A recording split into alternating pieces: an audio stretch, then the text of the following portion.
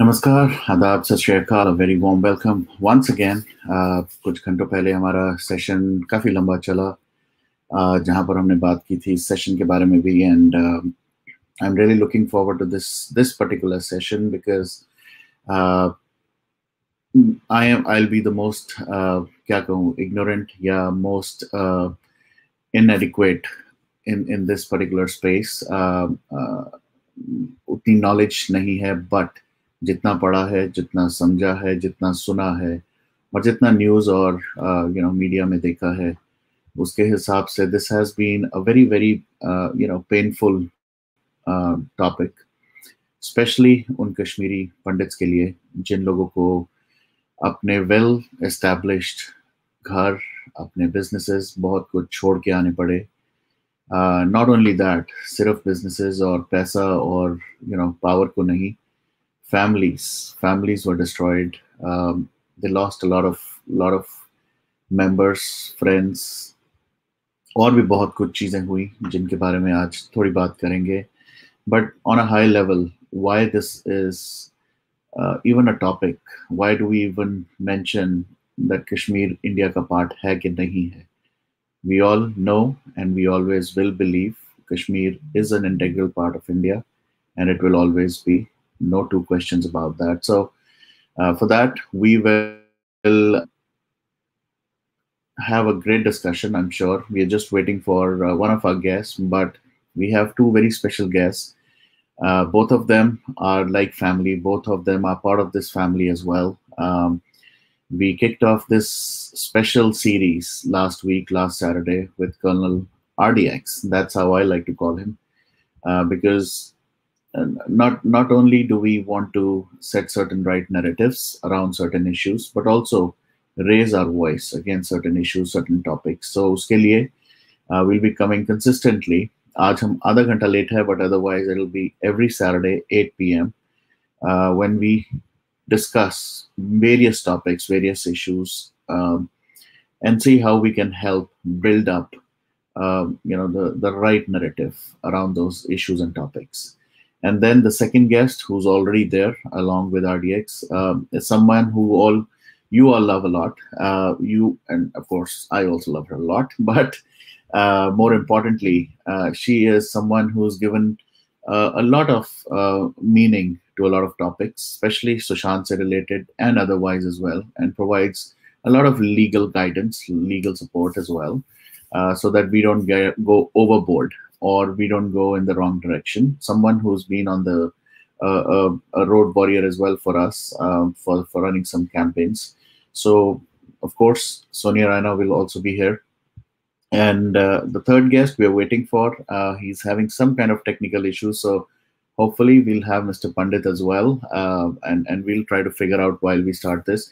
But without wasting any more time, I'm going to have these two people who I talked about on the screen. Jai Hind, Rohit sir, and Jai Hind, Sonia. Jai Hind. Jai Hind, Jai Hind, Jai Bharat.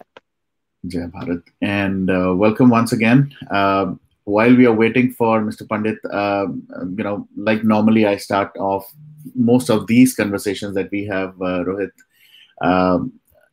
What's one thing on top of your mind, other than the topic that we have right now, but one thing top of your mind right now?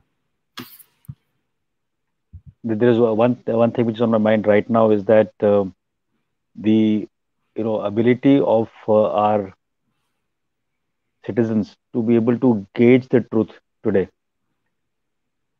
and I think that is something which is building up as a narrative in all issues which we see today in the country, right from the case which we had that 2 weeks running with Sushant, right till what is happening in the political realm.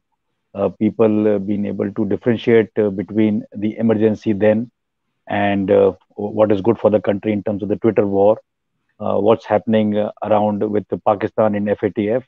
So I think the overall, awareness is getting enhanced, and that is something which we started off a couple of months ago when I had made a first observation to be, how we can devote much on opinion shaping. And I think today we have reached a stage even on social media like Twitter that at least 5 to 10% of youth and the citizen diaspora are able to clearly comment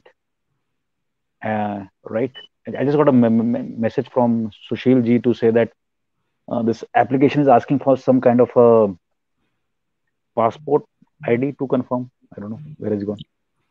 Yeah, so उनको basically या तो YouTube या Facebook के through authenticate होना होगा.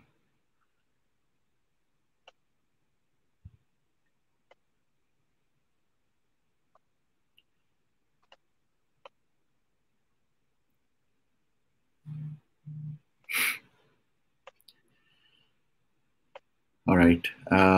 While we are waiting for him,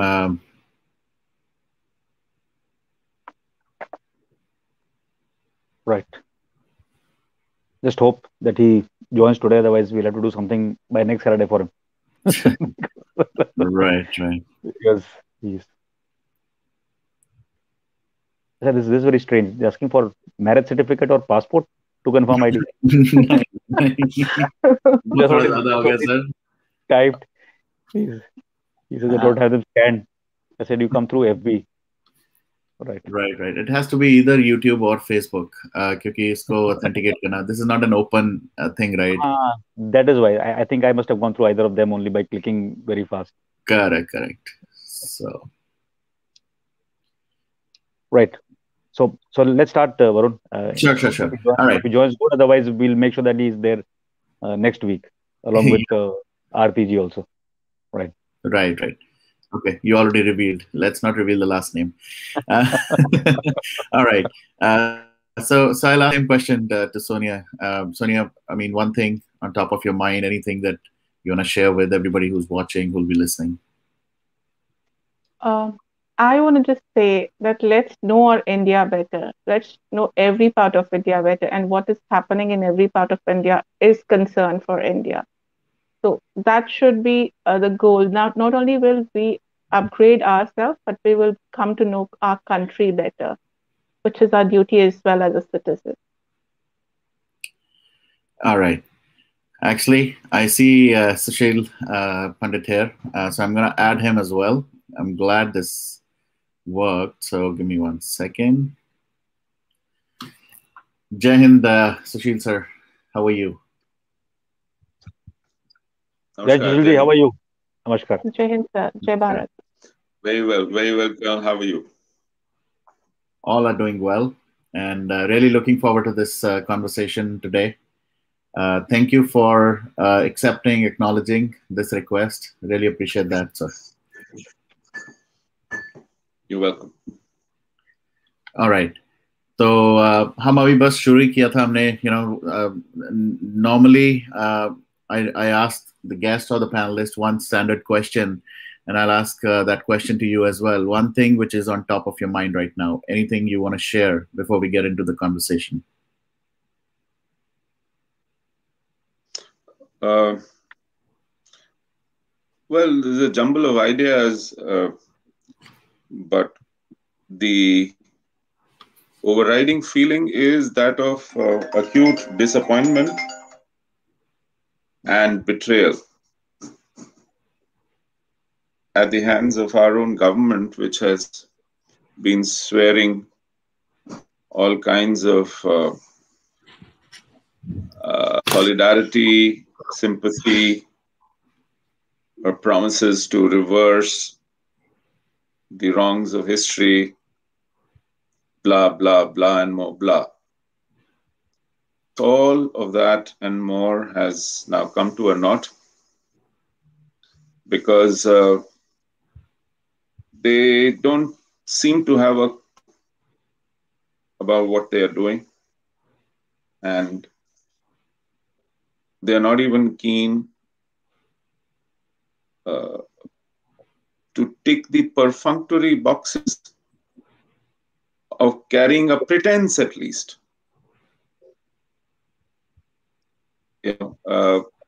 At least keeping people engaged and hopeful. Even that pretense has been given up. So this has now come to a level of sheer brazenness that they have discarded and dumped, who were in any case too insignificant electorally. And having milked this issue to the hilt, they think that we are not worth even carrying a pretense on. So that's where we stand. I guess we will need to reboot and recalibrate our future course of action. Right. And that we shall certainly do. Got it. I think I didn't expect that kind of a start, but that's actually the ideal start in a way, because the pretense, yeah, aapka jo, the anger or the lack of words, but basically just situation mein hum hai, the state that we are right now. Uh, Definitely there's a lot of uneasiness, and something which people have been waiting for, what, more than 20, 30 some years now, ke ho jayega kuch, that belief in everybody. I think with change of governments, with change of power, with change of a lot of things that have happened in the last 30 plus years, uh, things seem to have been at the same place or same spot.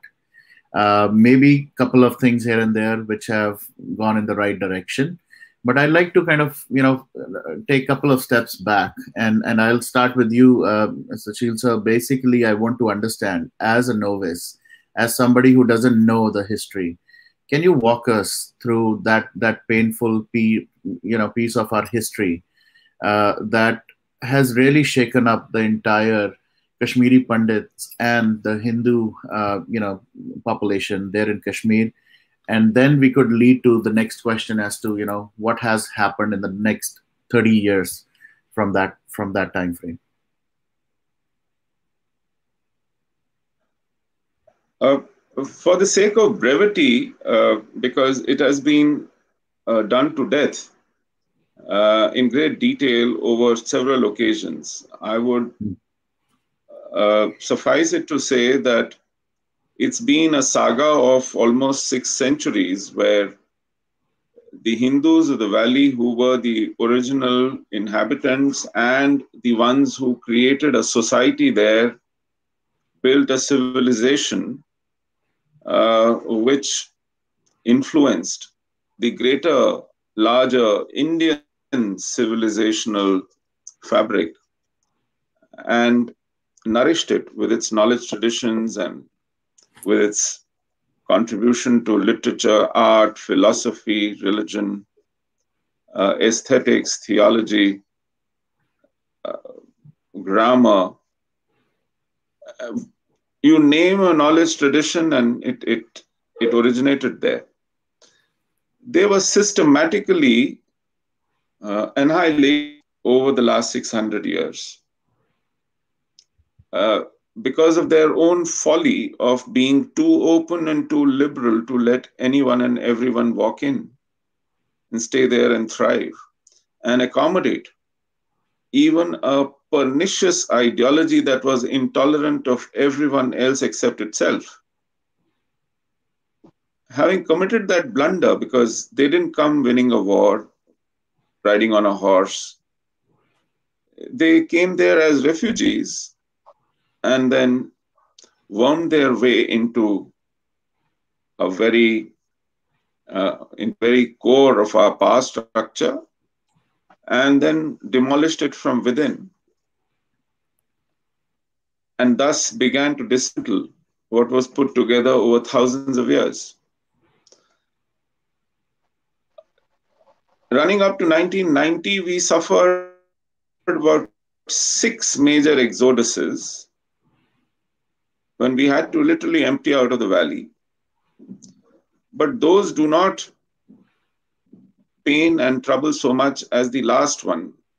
One of the reasons you could say is the last one, something that we saw ourselves, so therefore it pains a lot more. But we have very detailed and meticulous accounts of what happened in the preceding centuries also. Why it still pains a lot more the 6 exoduses is that the previous 6 exoduses happened when we were completely out of the power structure. We were the ruled and not the ruling. We didn't have recourse to any justice. We didn't have an army. We didn't have a constitution to live by. As a valley, we were very secluded and difficult to access for most of the country, and also lack of communication, lack of interaction.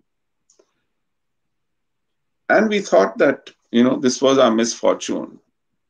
But in 1990, our seventh and perhaps the largest and the most painful exodus was because despite country being united and not splintered across small little kingdoms at war with each other, despite having a parliament of almost 800 members and an elected prime minister, despite an army which was 1.5 million strong, a population which was 900 million strong in 1990,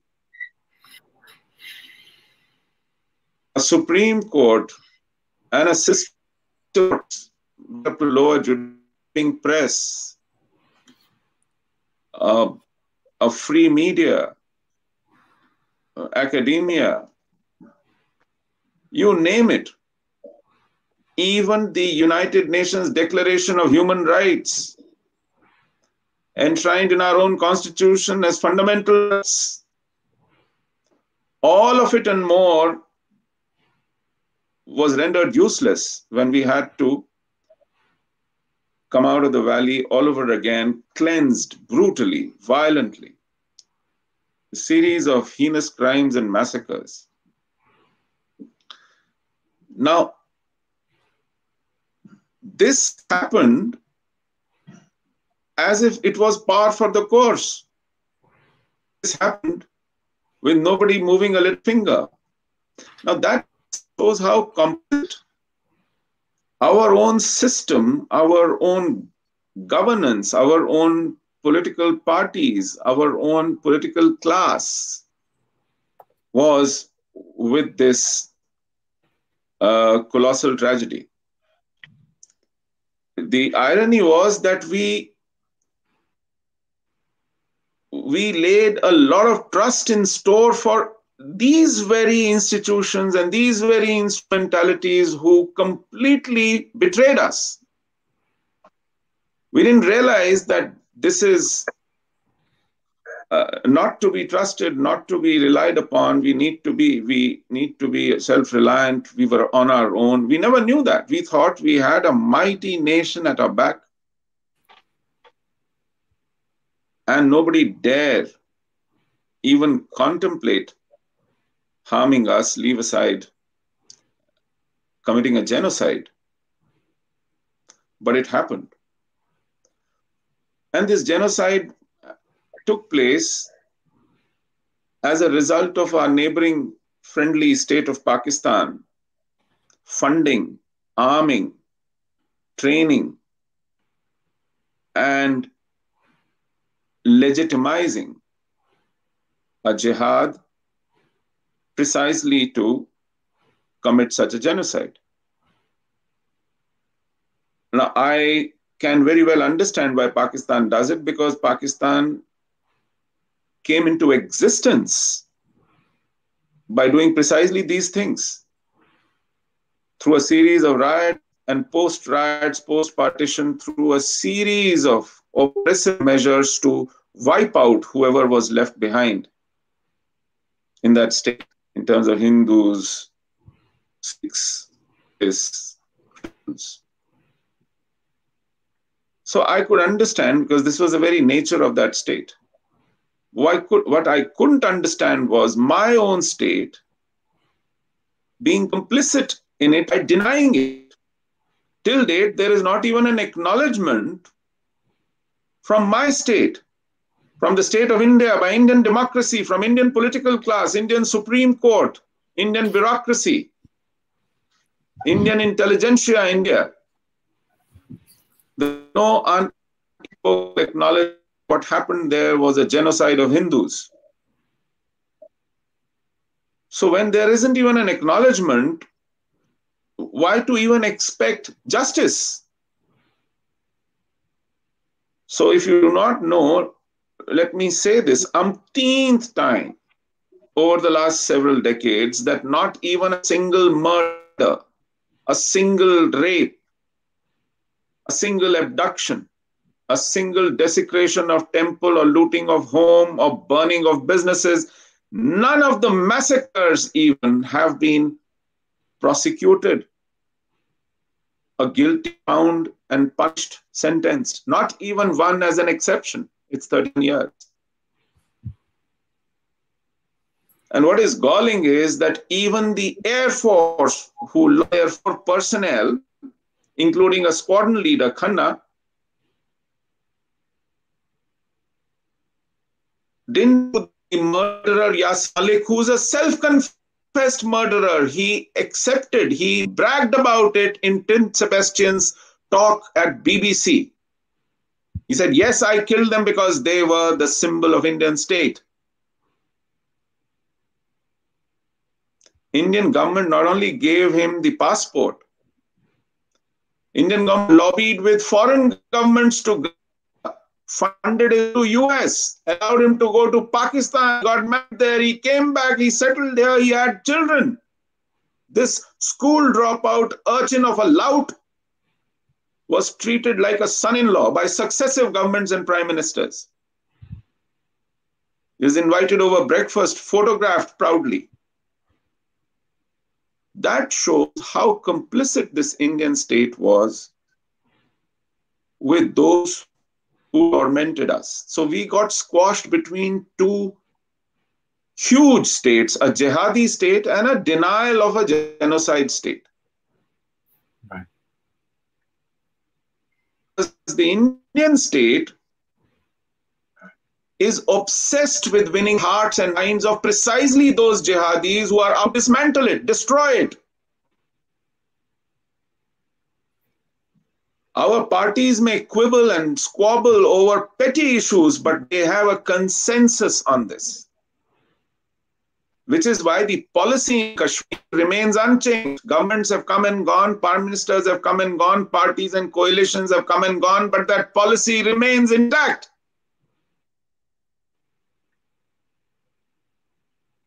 And the policy is to win hearts and minds, which is why they keep throwing money, taxpayers' money, hundreds of crores every year to mollycoddle Hurriyat, pay for their food bills, airline fuel, security, and even their expensive treatment abroad.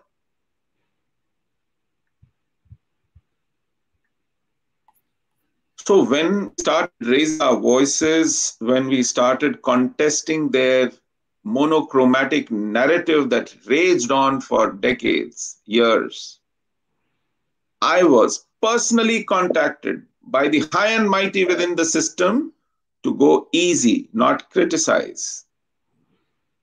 And in sheer horror, when I would ask them why, they would categorically say that you are raving and ranting annoys the people who we are out to win over. So forget acknowledging our tragedy, forget delivering justice. They don't even want us to cry aloud. It embarrasses them.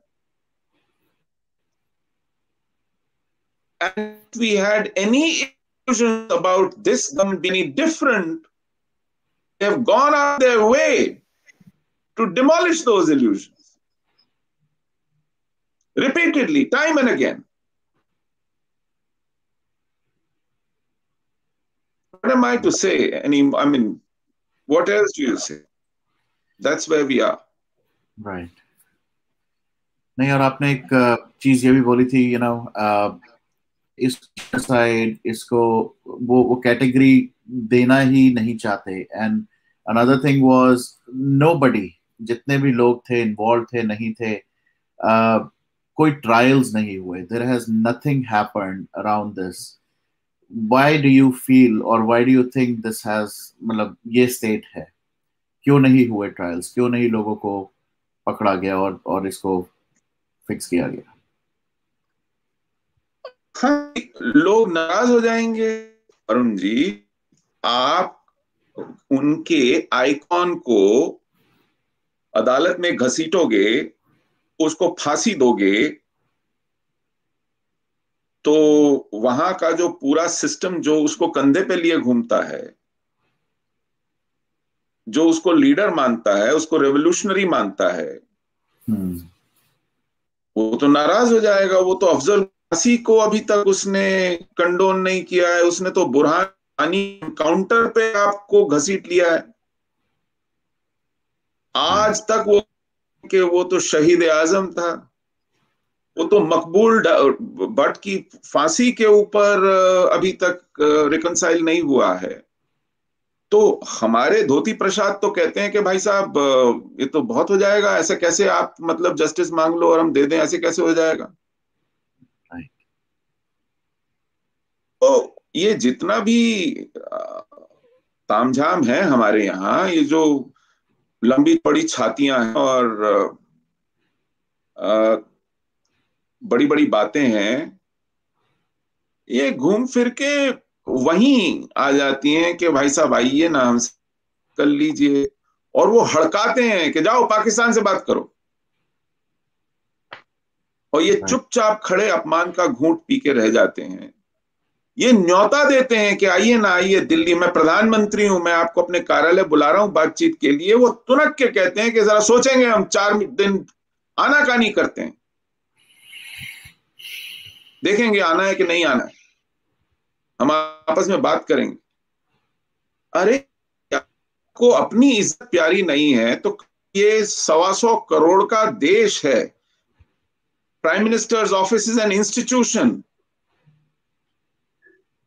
This state has a majesty of its own. आपको अपनी party या अपनी personal को कीचड़ में घसीटना, आप घसीटिए, लेकिन आप जिस ऑफिस में बैठे हैं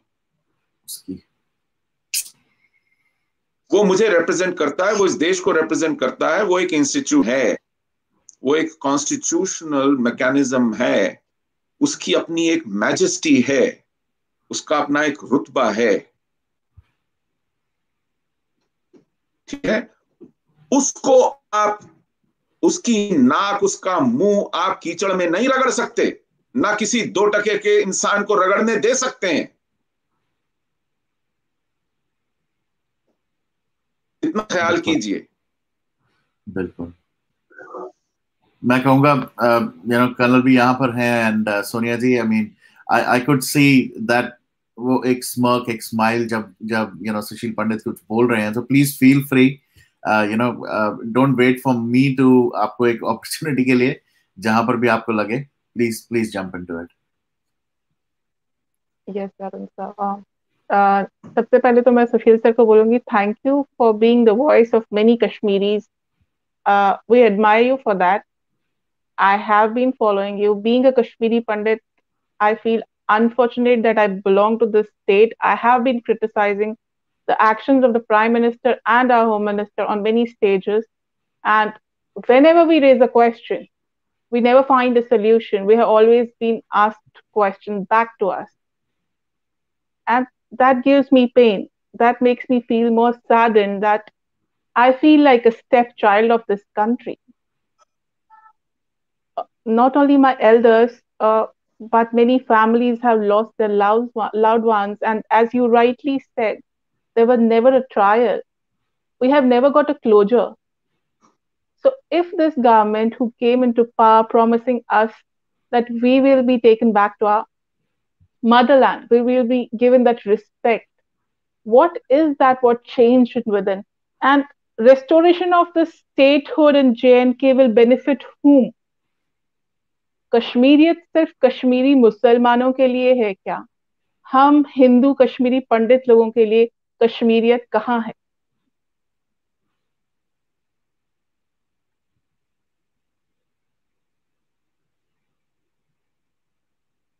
सोनिया जी, आपने बिल्कुल ठीक कहा। आज ये सवाल हमें खुद से पूछना है और उनसे भी पूछना है जो आज भी ये भ्रम पे बैठे हैं, जो आपको और मुझे कहते हैं धैर्य रखिए, धैर्य रखिए। अभी देखिए एक बड़ी ग्रैंड स्ट्रैटेजी इवॉल्व हो रही है, जो जूम सेशंस में, टीवी स्टूडियोज में, प्रेस कॉन्फ्रेंसेस में नहीं बोल जा सकती, लेकिन ग्रैंड है, बहुत सोफिस्टिकेटेड है। जब हम लोग बचपन में फोटो खिंचवाते थे ना, तो हमको बोलते थे कैमरा की तरफ देखो, अभी चिड़िया निकलेगी। वो पता नहीं कौन सा कबूतर निकालने वाले हैं किस टोपी से, मुझे सुशील समझ जी, में नहीं हमारे आता कि ये कॉमन सेंस की हमारे बात है। जी हमारे होम मिनिस्टर अमित शाह जी बोलते हैं कि हम आपको रिलीफ देते हैं, इतना रिलीफ मिलता है, पंडित इतने रजिस्टर्ड हैं। मैं हाँ, तो इस शर्म से मर गई कि आप जाके पार्लियामेंट में ये सब बोलते हैं, आपके स्टेट्स भी करेक्ट नहीं होते हैं, आपको ये भी नहीं पता है कि जो रिलीफ कमिश्नर है आप उससे डेटा कलेक्ट करके वही बोलना है आपको पार्लियामेंट में। I feel that my government has failed me as a Kashmiri Pandit. आज हम कहाँ स्टैंड करते हैं? वी आर लाइक फुटबॉल, यहाँ से किक, यहाँ से किक, वो गवर्नमेंट आई उसकी किक, ये गवर्नमेंट आई इसकी किक। तो ये जो इन्होंने हमको ये भगवा पहन के हमको जो बोला था कि आपके मंदिर, आपकी जमीन, आपका घर आपको वापस दिलाया जाएगा, वो वादे कहाँ गए सर? है ये प्रॉब्लम है। इनको लगता है कि मतलब हर चीज जो निपटाई जा सकती है, अ, इनको ये they have become and they wanted to and they have very consciously become an election winning machine. A political party's raison d'etre, the very reason for existence, is to win election, into power, and then stay there, perpetuate themselves into power, and do whatever it takes to do so.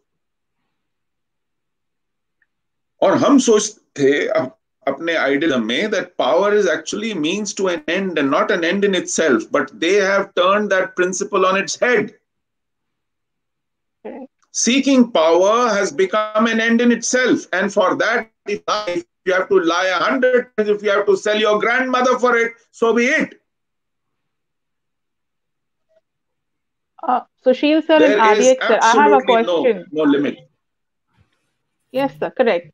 तो आपको क्या लगता है ये जो परसों हुआ, is that not a stage set for the Pakistan dialogues to be resumed? What are your take, both of you? What is your take on that? Rohit ji, I thought you were part of the panel and not the audience.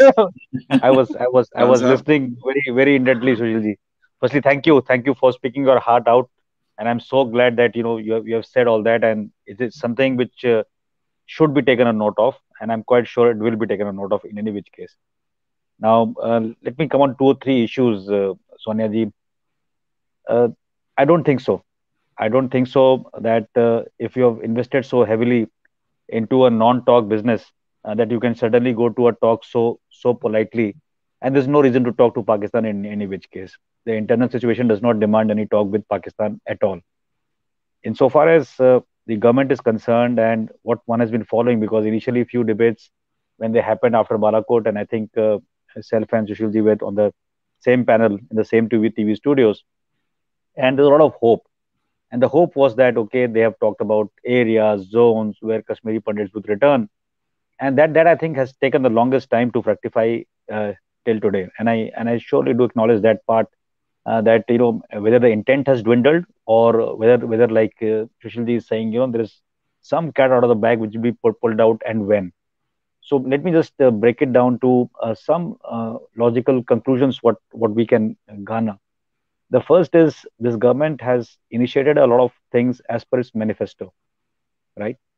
And if you see the manifesto unfolding, and whether you take it to the last level, which will finally come as probably the UCC, maybe this term end or beginning next term, you will appreciate that at least they've been focused on certain issues. And it is one issue, which is the issue of the resettlement of the Kashmiri Pandits with the pomp and gaiety which they announced it, which has not happened. So rest, if they have set 10 missions, one can actually gauge the government out of 10 missions. If you leave this issue out, and the other 9, they are making some progress somewhere. They are meeting a lot of hurdles. They have a lot of problem at hand to assuage the feelings of the other side, and which is happening on ground as well. A lot of protests and everything is happening. I see the major challenge of this government in this term also has been the lack of numbers and trying to do things in terms of ordinances and trying to push the thing the way they wanted to push as per the requirement. And while they were successful to create 370 abrogation quite successfully, I think that was the first step necessary to get into mainstream. And thereafter, we went on to divide the state into two union territories with the hope of J&K coming back as a state, which they are now talking about on only after delimitation. And my understanding is that Sushil Pandit ji will also probably bear me out and correct me with the number part there.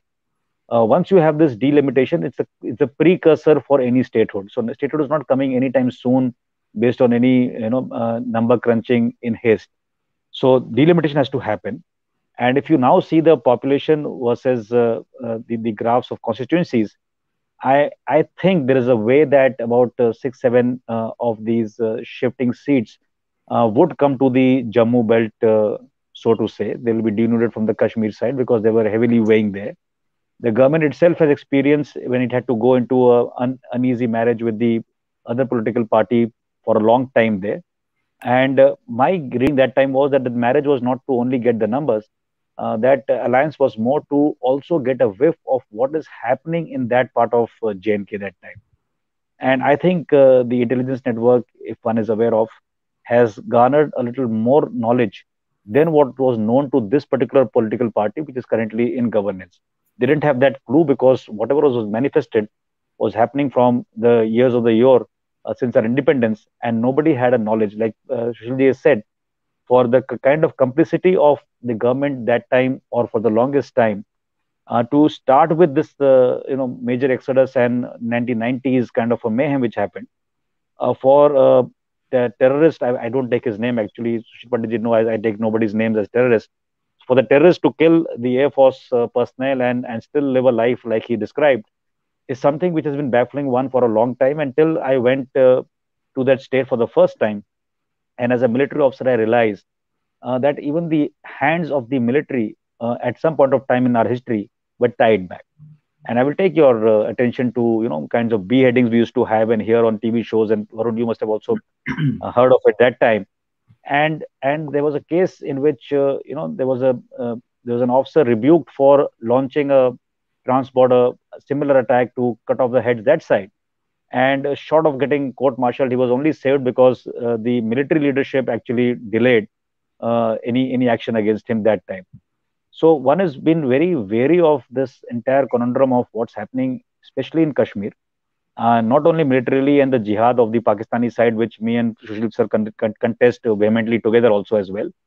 But I agree with both Sonia ji and Sushil ji that there needs to be more done, because you see, person like Sushil ji and Sonia ji I met only today, he had a lot of energy in him when I met him 2 years back. He has the same energy, but there is a lot of despair, which one notices, and the despair is not unfounded. The despair is very well founded, because if your inaction is happening after a second term coming into power, and if no timelines have been given and probably has been spoken to directly by powers that may be or decision makers that may be to go slow, I think that's not the way forward. You cannot go slow on the most brutal kind of a genocidal act in our own nation. One is not comfortable. I'm, as a citizen, not comfortable not having the right answers. I'll tell you the other flip side.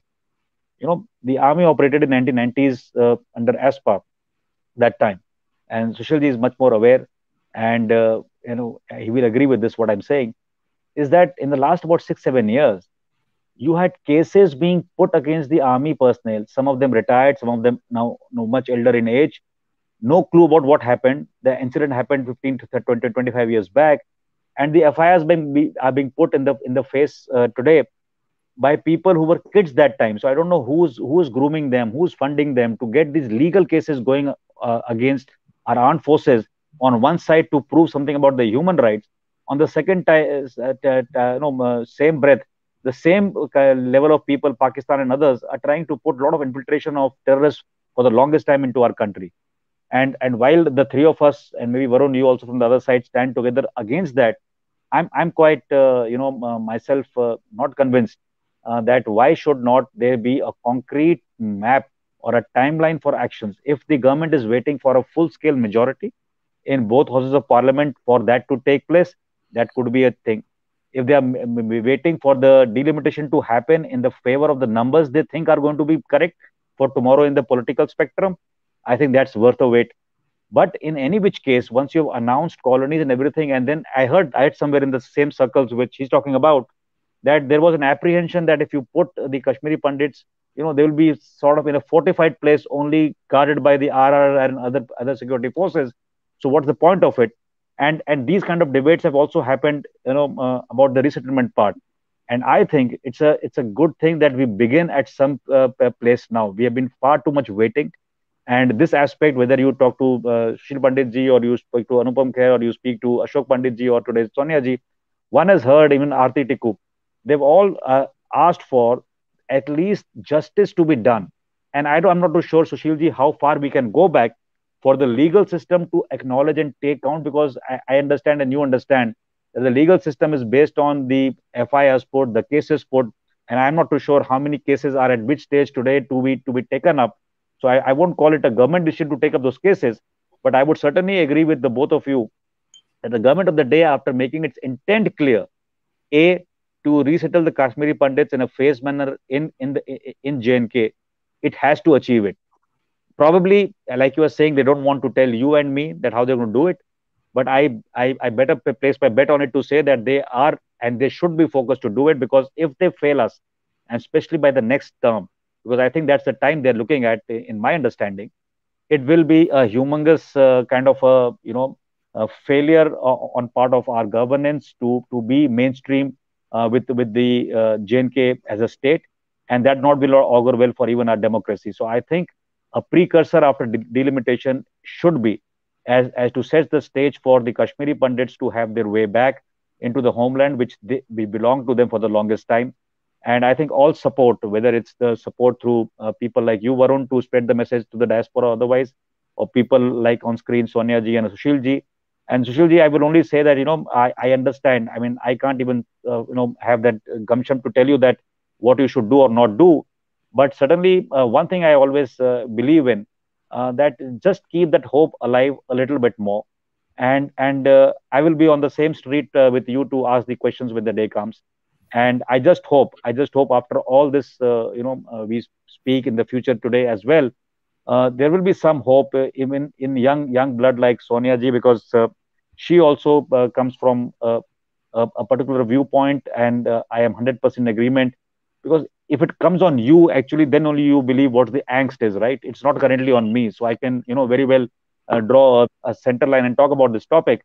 But if it happened to my family, if it happened to me, it happened to me myself, then obviously that angst is much more deeper. वो जो घाव हैं, वो घाव इतने मतलब जख्म है, उनको कोई दवाई ठीक नहीं कर सकती. It is only when you get this entire community back as a whole, when they start off again with the smiles and seeing each other there in the same place, can you do it? And my point is, a generation has gone by. We've already lost a lot of time. Now whom are you going to settle there? There may be a generation beyond this today who, being a Kashmiri Pandit, may not be quite okay to go back to Kashmir. He will say, I'm better in Delhi, Mumbai, or New York or US, right? So even that is a particular thing. How do you, and if you delay more, there'll be no connect left. The only problem is you have to maintain this connect. And if this cord is today broken like an umbilical cord, it has to be stitched back deep and in time for at least the elder generation before they go to the graves of who is on earth today, to be able to see that day. If that does not happen, at least people like Sonia and Sushil ji and us should be able to see that, okay, then justice has prevailed. I think more is a call from that side to be able to pursue. And I personally would always encourage, anybody on the side of, say, the law or governance who feels aggrieved, to not give up. Because I think this cause, Sushil ji, if you permit my saying, the citizen connect with this cause is quite high. I'm not too sure about the previous governments. I'm not too very sure about what's going to happen in the future with this government or the other. But I am quite sure that at least today, the sense of awareness with which people speak about this issue, which was actually dead in the period of 2000 to 2015, maybe people never spoke about it much. People were, not even focusing on this. At least, there is a kind of a awareness to help in this cause. And it is for us to structure that help. I can't say that I can comfort you only by words, right? That will not be enough. If you want me to write somewhere, if you want me to approach, and I'm quite sure you got more approach than me in any which case with the current government. But if we need to speak our minds, if we need to collectively go ahead, I think aim should be to get many more minds together, not necessarily only Kashmiri Pandits, but beyond that scope, to be able to revisit this issue. This issue which is caused, no, I mean, if it has caused so much of pain, and I can feel from here what Sushil ji is currently feeling, and it's quite a powerful sentiment which you expressed actually, Sushil ji, today on this show as well. And while you have only recapitulated in a very short way that what has happened, it is the most disheartening kind of a incident or a series of incident which has happened in our country, and we can't go back in time to that time. But I should dare to say that we should make at least something out of the future, in which, if not you, your next generation, if not us, our next generation, and if God is willing, then at least with our generation, we should be able to put some mechanisms to make sure that we are back to some kind of normalcy. So I would like to hear from you, Sushil ji, also very directly and bluntly, that what happened to that part in which when the government said that they're going to create those habitation centers for Kashmiri Pandits, and they all actually talked on some forum and some publications one read that certain areas are being earmarked. Where is that story today? If you can tell us, and also people who are listening in, so that we have a better understanding that at least on that one particular aspect, and then we'll pick up all the threads that where we are today, and then what we need to do. I think we can, extend this particular session also a little bit, but it will be better to hear from you Yeah. one by one. So the first point is, where are we on that resettlement of the Kashmiri Pandits? Where is the talk reached, and what is your sense out of it? Yeah. Yeah. No, thank you for a very thoughtful intervention, Colonel Dev. I've always admired you for clarity and candor. And you've raised some very important points. I'll certainly answer the question on where do we stand in terms of rehabilitation. But let me address a point that you earlier raised about ability of our law and criminal justice system Right. to respond to the heinous crimes that were committed against us. And why do they still remain unattended and unaddressed? I'll give you two examples. One happened more than 9 years after our exodus in 1990. This happened at the Adriatic when Yugoslavia was going to pieces. At that time, if you remember, from Kosovo and from another place called some Herzegovina, there was an exodus, an ethnic cleansing. And I remember even the dates, between 20th of March 1999 and 10th of April 1999. These 20 days, NATO planes took off from their Italian bases and bombed the land, the civilian areas from where that ethnic cleansing took place. No less. That is how the world responded to a certain community driven out of their habitat. And then those names still ring in my head. Milosevic and Kardic, they were tried in Nuremberg-like trials. There were special tribunals set up by United Nations. These were considered crimes against humanity and war crimes. This happened in front of us, and we were wondering, were our lives so cheap and so inconsequential? Did we not matter? Living in the same day and age. The other example that comes to my mind, this is after our exodus. The earlier one was 20 years before our exodus. In 1970-71, when Bangladesh was subjected to and Pakistan army found collaborators to inflict a genocide on its particularly Hindus of Bangladesh. One inglorious part of our history is that we gave a right to safe passage to these genociders with the Pakistan army. We, in fact, even allowed them to carry sidearms after they had surrendered, so that they could defend themselves against any possible attack on them from the civilian population of Bangladesh. They were so unpopular. There was so much against them for their lives. An Indian army guarded them and allowed them sidearms, and then they were let go off scot-free, never tried.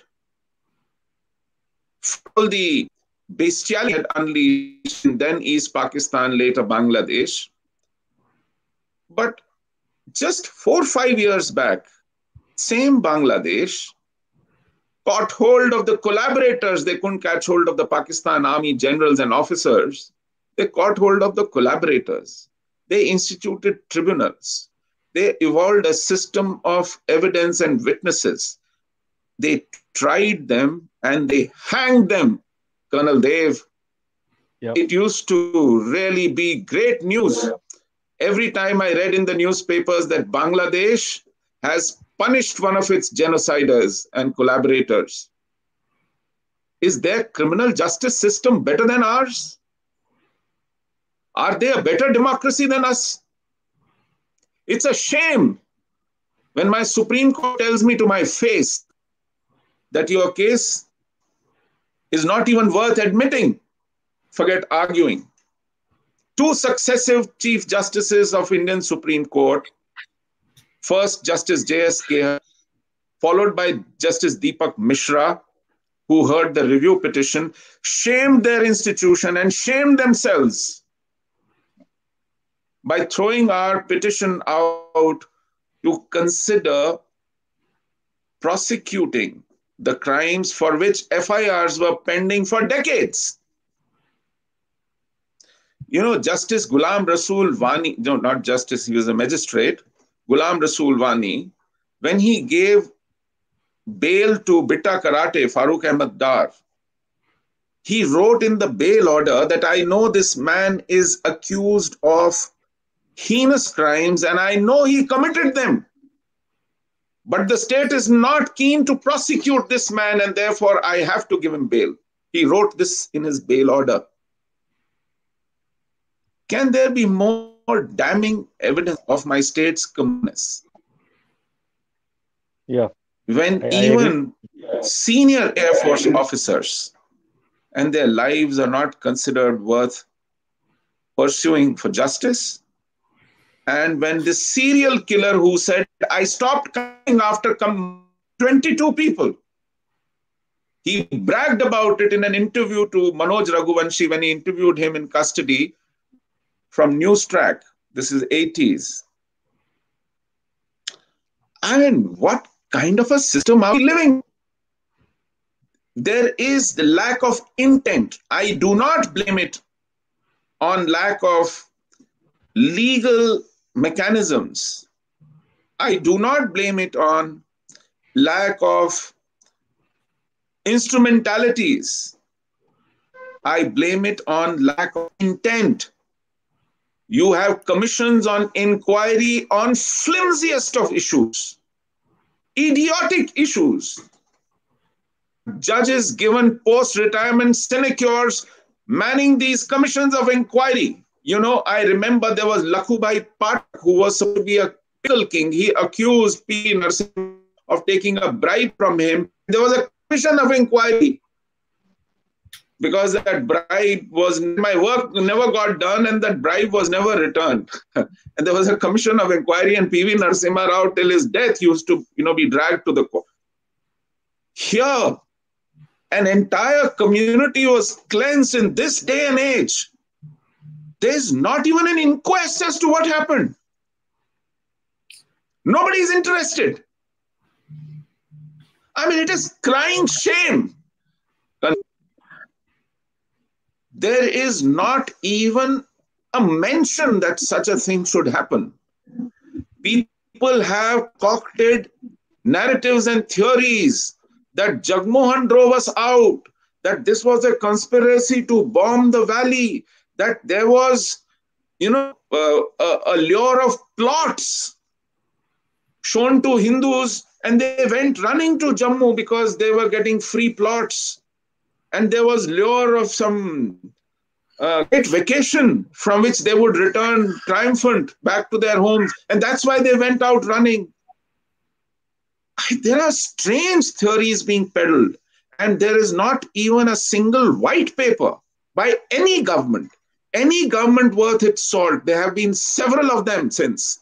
All parties, all coalitions, all kinds of ideologies, and all kinds of leaders, big and small, have come and ruled us in the last 31 years. Not one has come out with his version, a government official version as to what happened in Kashmir. This shows, I mean, beyond doubt, I, used to hope against hope. I'm not going to leave hope, certainly not, Colonel Dev, because hope is what one lives by. But I'm going to stop pinning my hopes at the wrong places. I'm not going to live by my illusions anymore. Not against the stark evidence, writing on the wall. I'm still not going to be a fool, despite monumental evidence thrown at my face that this is not going to work. So we are going to find something else that will work. We are going to work at some other solutions. We'll keep working.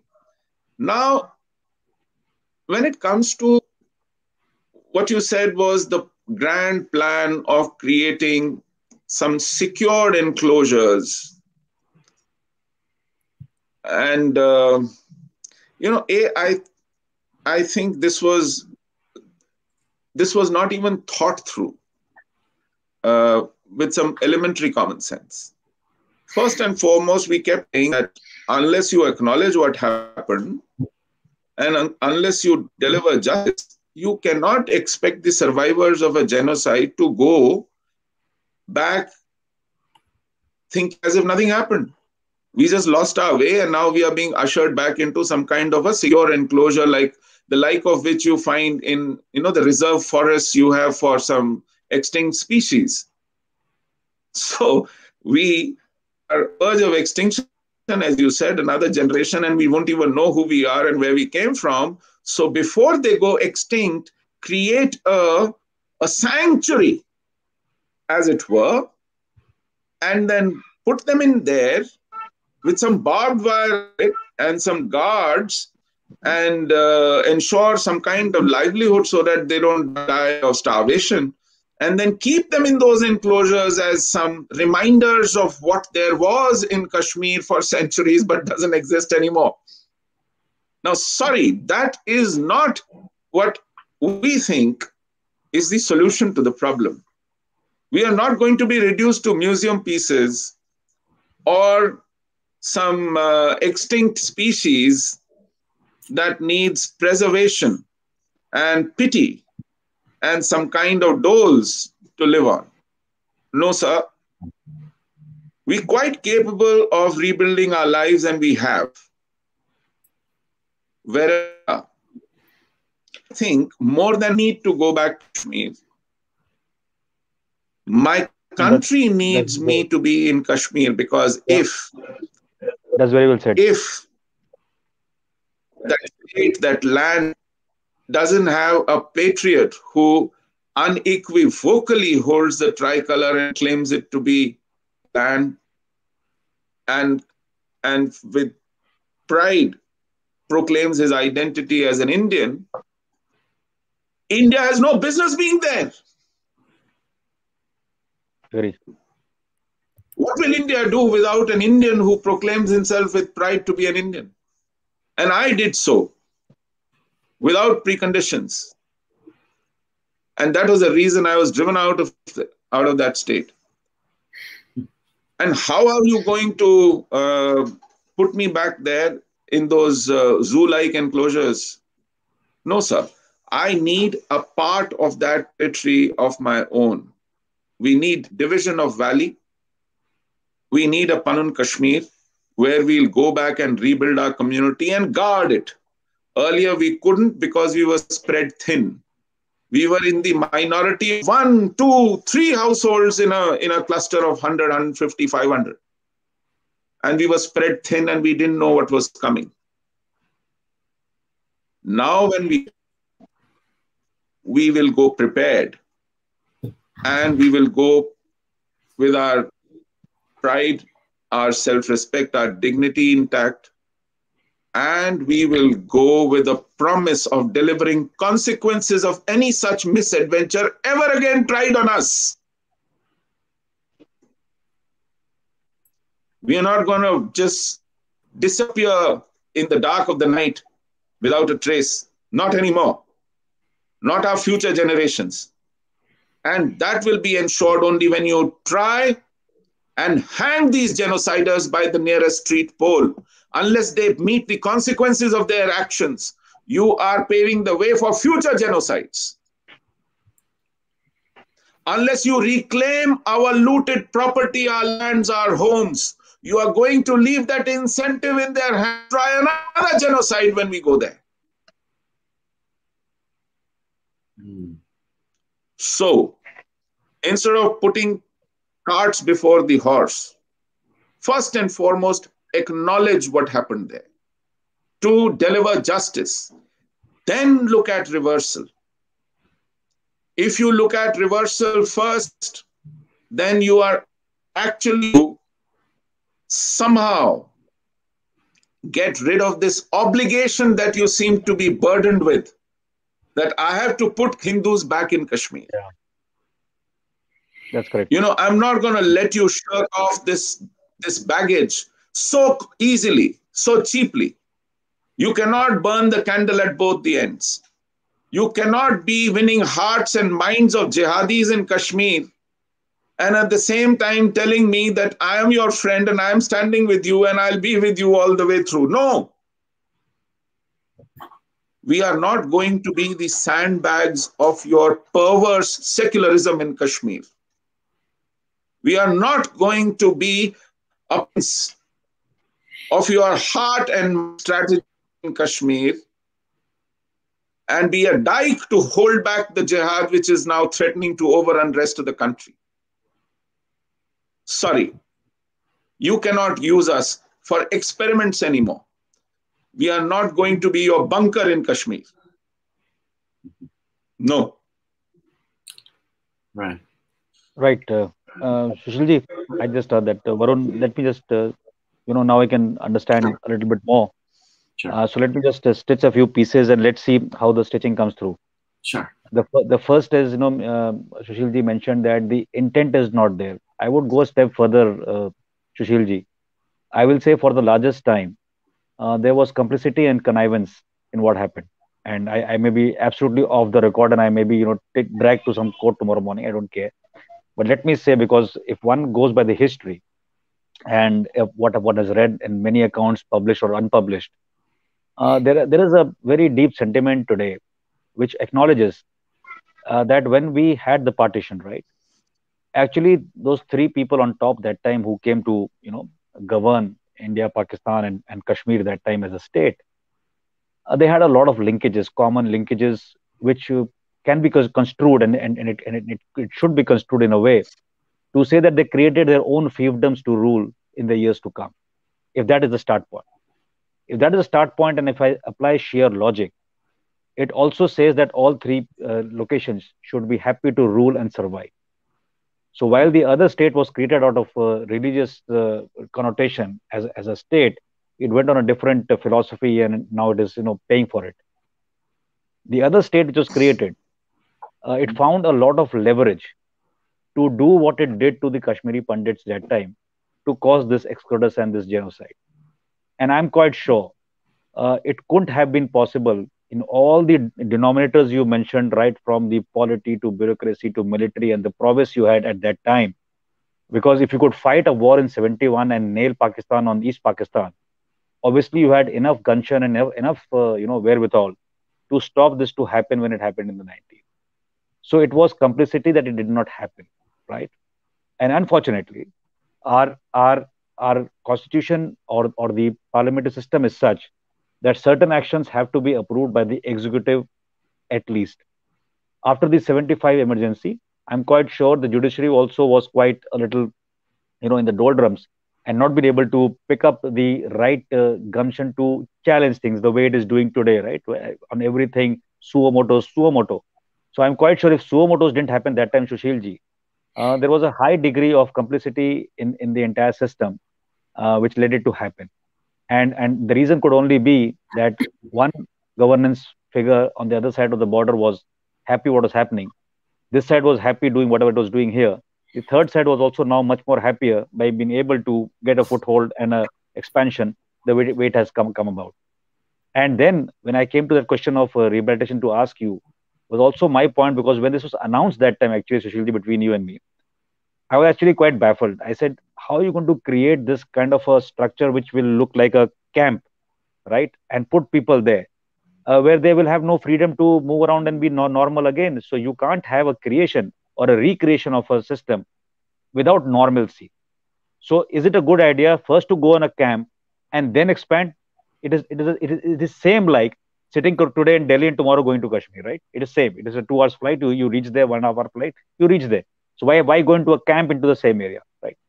So that was the question in my mind when I was serving in the army, and I said probably there's something amiss here until there's a grander plan, and I couldn't get the grand plan that time in any which case. Today also probably I would have got only 10% of it.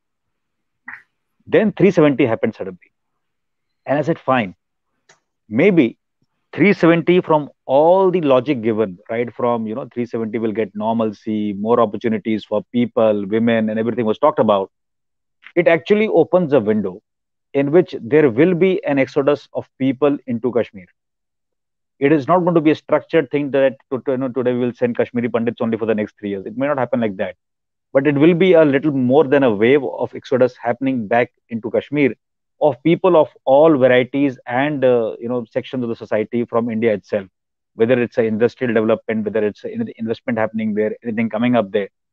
And I'm quite sure that could be the way in the thought of the government as well to get the normalcy through that route rather than impressing upon the camps. Because when they came on that wave, it is my understanding limited, in the political sense, that kind of a signaling was made, which is considered today to be a noise, and the noise was made that time that we must go into Kashmir and get the Kashmiri Pandits back. And once you've said that, today the angst is more because you're not able to achieve it. So that roadmap is unknown.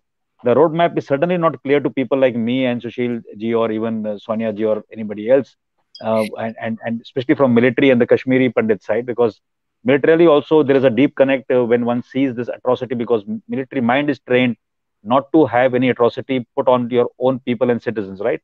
And basically it is from the other side. But once one has dive deep into this particular issue, one understands that this angst, which is genuine, needs a plan. And my understanding is that once this 370 is rolled out in the way it is, and I'm quite sure there's going to be no contest of the 370 anymore, probably, the government is going to go through the delimitation plan. We should see some hope coming in for a little normalcy to wield in. How they twist the numbers of the electorate in terms of constituencies to give that edge, which is again my feeling, a political inclination of the government could be to give that edge and make it a little more palatable and equitable, so to say. And when you try to make it equitable, the chances are that the factor of normalcy will only get enhanced. So that is my outlook currently in what's going to probably happen in the next few years. If it doesn't happen, one would be still so sad, like sorry, Sushil is today. But I think that should happen. Now going from this particular line of where it started from, he mentioned about Karandev, allow me an interruption here. Yeah, please go ahead, please. Allow me a small intervention here. I was equally hopeful In fact, I was excited. I was hugely delighted when Article 370 was dismantled.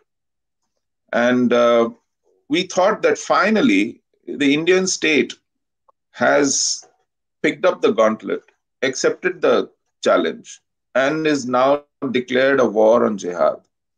And the business of winning hearts and minds and throwing concessions and making exceptions for them, that business is over. Now it is only movement forward, and slowly and gradually, even if it takes a few years, even if it takes a decade or more, even if it is not me, my children, we will see the light at the end of this tunnel, long tunnel.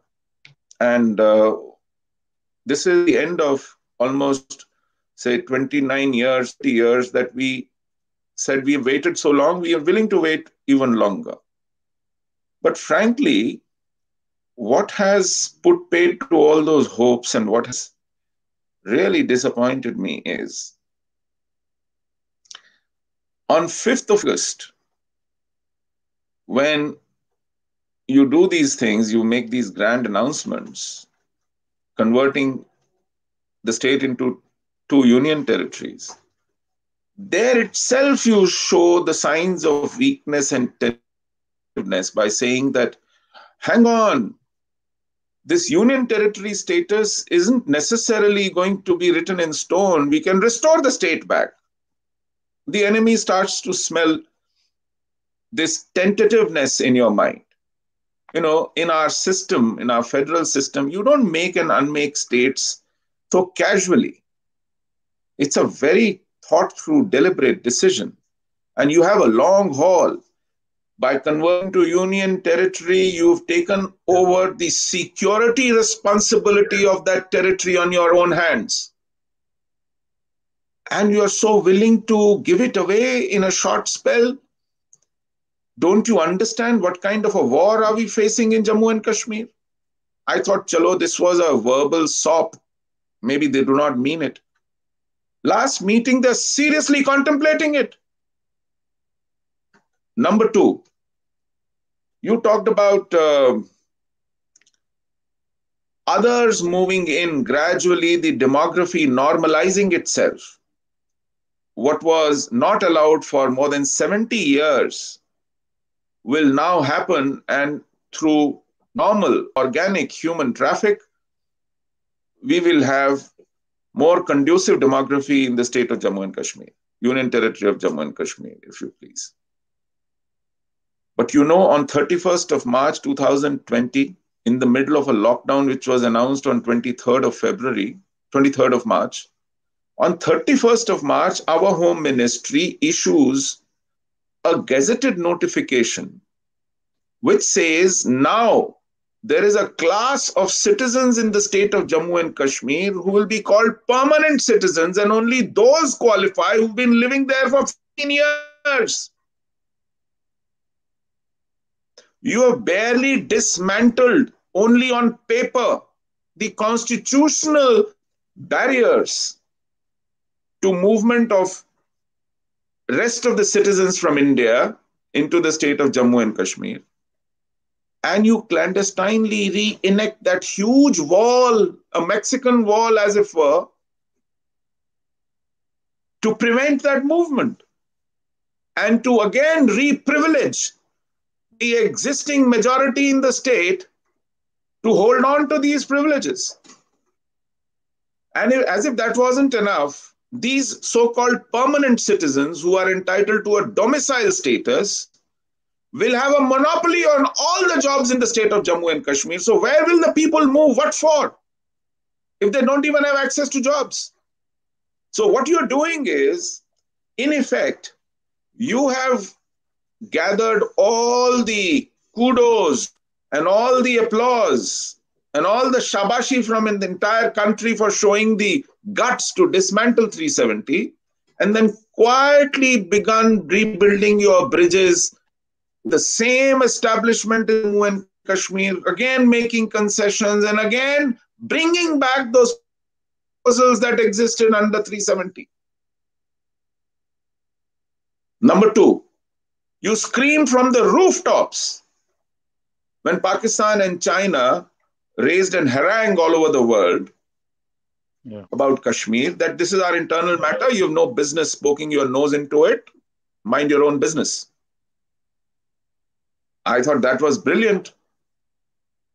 But within 2 months, in August, you did this. In October, you had 28 MEPs, members of European Parliament, brought into a conducted tour to Kashmir to seek their approval certificates when your own parliamentarians were returned from the Srinagar airport, not allowed to step into the valley. I mean, what are you trying to do? Bending over backwards, seeking approvals.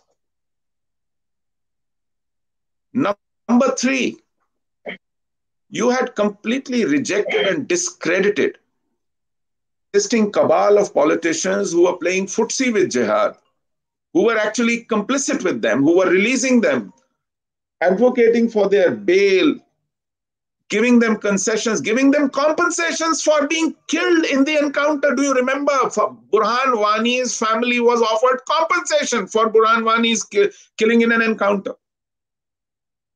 These were the politicians. This Mehbooba Mufti, publicly as chief minister supported by BJP in Mumbai, said, we want participation in CPEC corridor, defying the central government's declared policy that we shall not be part of it because it violates our sovereignty in Pakistan-occupied Kashmir. She was embarrassing us day in and day out. Even 3 days back, she hectored the Prime Minister publicly to talk to Pakistan. And we had to humiliatingly swallow all that and roll out a red carpet for them. You know better than anyone else. You actually castigated them from the floor of Parliament for all their crimes. And you are displaying weakness. I would have waited with enormous patience and perseverance for decades if I had seen the policy and the action on ground going in the right direction. But neither the policy nor the action on the ground is in the right direction, sir. I'll give you just one example. We could blame it on Abdullahs and Muftis when they were ruling the state. Now it is BJP's proxy rule. The Lieutenant Governor is the former cabinet colleague of the Prime Minister. You know what happened 4 months, 5 months back? There was a guy in Handwara district who was the former district president of BJP. His name was Wasim Bari. Yep. He had 12 security personnel assigned to him as his PSOs. His house was barely some couple of 100 yards from the police station. On that fateful day, none of those guards were there, and 3 armed terrorists come to his house, kill his father, kill his brother, kill him. Okay? Now this is their way of telling the government in the center and in the state that we can pick our targets at will and we can do as we please with them at the place and timing of our choice. Do what you can. Now, I can still accept this as some kind of a possibility in a terror-infested, jihad-infested territory. What can we do? We cannot provide 100% security to everyone all the time. I can understand this. But guess what happened after this? These 3 men in the same family, Wasim Bari, his brother and his father, were denied graves in their local graveyard. No Maulvi came forward to offer their namaz-e-janaza. And what does this government do? Because it doesn't want to annoy anyone, they call for a JCB, dig 3 graves in their own orchard and bury them there and call a PSO to offer Fatiha for their graves. Now, this is no Mufti government, this is no Abdullah government, this is Modi government in Kashmir. If this is your response to killing of your own people who stick their neck out for you, and if this is what they do to Muslims of Kashmir just because they are part of BJP, and this is how BJP deals with it, 400 of Muslim BJP workers in Kashmir Valley today do not sleep in their homes. They are to be kept in safe houses. If this is what you have achieved, then what will you do for the Hindus of Kashmir? How will you safeguard them? Your priorities are different. You are on a strategy to win heart minds, backwards, roll out red carpets, take insults with a grin and carry on. Their bravado and their courage and their commitment, I am afraid, needs a reality check now. Their actions, their plans, their policy, their pronouncements. I mean, it's so pathetic. I asked a question, why wasn't a Kashmiri Hindu representative in the day before yesterday's meeting on 24th? What kind of a signal are you sending to the world that we are no stakeholders, we don't matter, our issue doesn't matter, that we could be swept under the carpet, that we are not on the agenda? I mean, what are you trying to tell the world? This is your best leverage in Kashmir. Every time somebody pointed a finger at you for what happened in Gujarat, you would dish out the Kashmiri Pandit argument. And what did you do to Hindus in Kashmir? You go all over the world defending your human rights record by pulling out Kashmiri Hindu card. This is your biggest leverage in Kashmir, and this is what you do to this leverage. So when I asked them, why did you ignore us? Why did you completely, throw us under the bus? They say, no, but this meeting was called of only the political parties and those who were the leaders of those political parties. Little do they realize that their lies can be caught. There is a gentleman called Muzaffar Hussain Beg. He came out of the meeting and he said, I do not belong to any political party. I was part of PDP, I left PDP. I haven't yet decided to join whichever political party there is to join. So I am independent. So why did you call him then? In any case, that you will call only political parties is a criteria you evolved. It is not mandated under some constitution or some Supreme Court direction. These criterion are in your hands. You decide who to call, on what criteria to call, and how to get them qualified. And if you think that Muzaffar Hussain Beg could be called, despite him not being in any political party, then what stopped you from evolving a criteria where we could have qualified? After all, you are not here to serve criterion and formalities. You are here to send a message. If it was an exercise in political propriety, about restoring democracy, about restoring normalcy in Kashmir, then what kind of democracy and normalcy and secular order are you going to put together in Kashmir without Kashmiri Hindus? What kind of a farce is this? I can't understand. So they are muddle-headed right now, Colonel Dev. I wish I could share your enthusiasm and your trust and your optimism. But everything that they do points to the contrary, and I would be foolish to ignore all that. It is 2 steps forward, 3 steps back. They have no clue who they are dealing with and what they are going to. What kind of an outcome are they working towards, I would like to know. Let me address the last issue of You said there is delimitation exercise going. We have been warning them from the rooftops that your delimitation exercise is based on 2011 census, which is dated, and not only dated, it was a rigged census.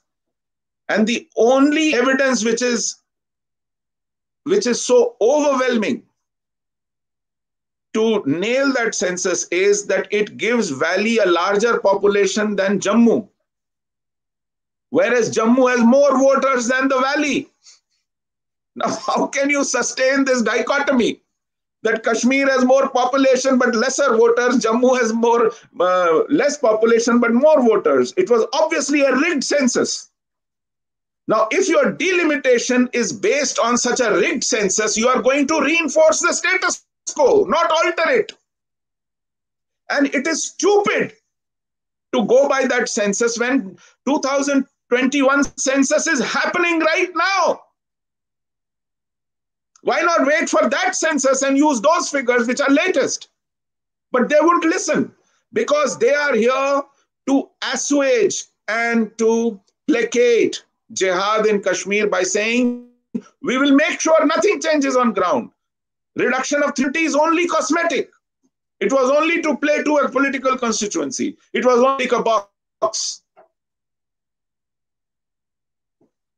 With such an attitude, what can you expect from this dispensation? They are burning the candle at both the ends. And they'll end up burning themselves in the process.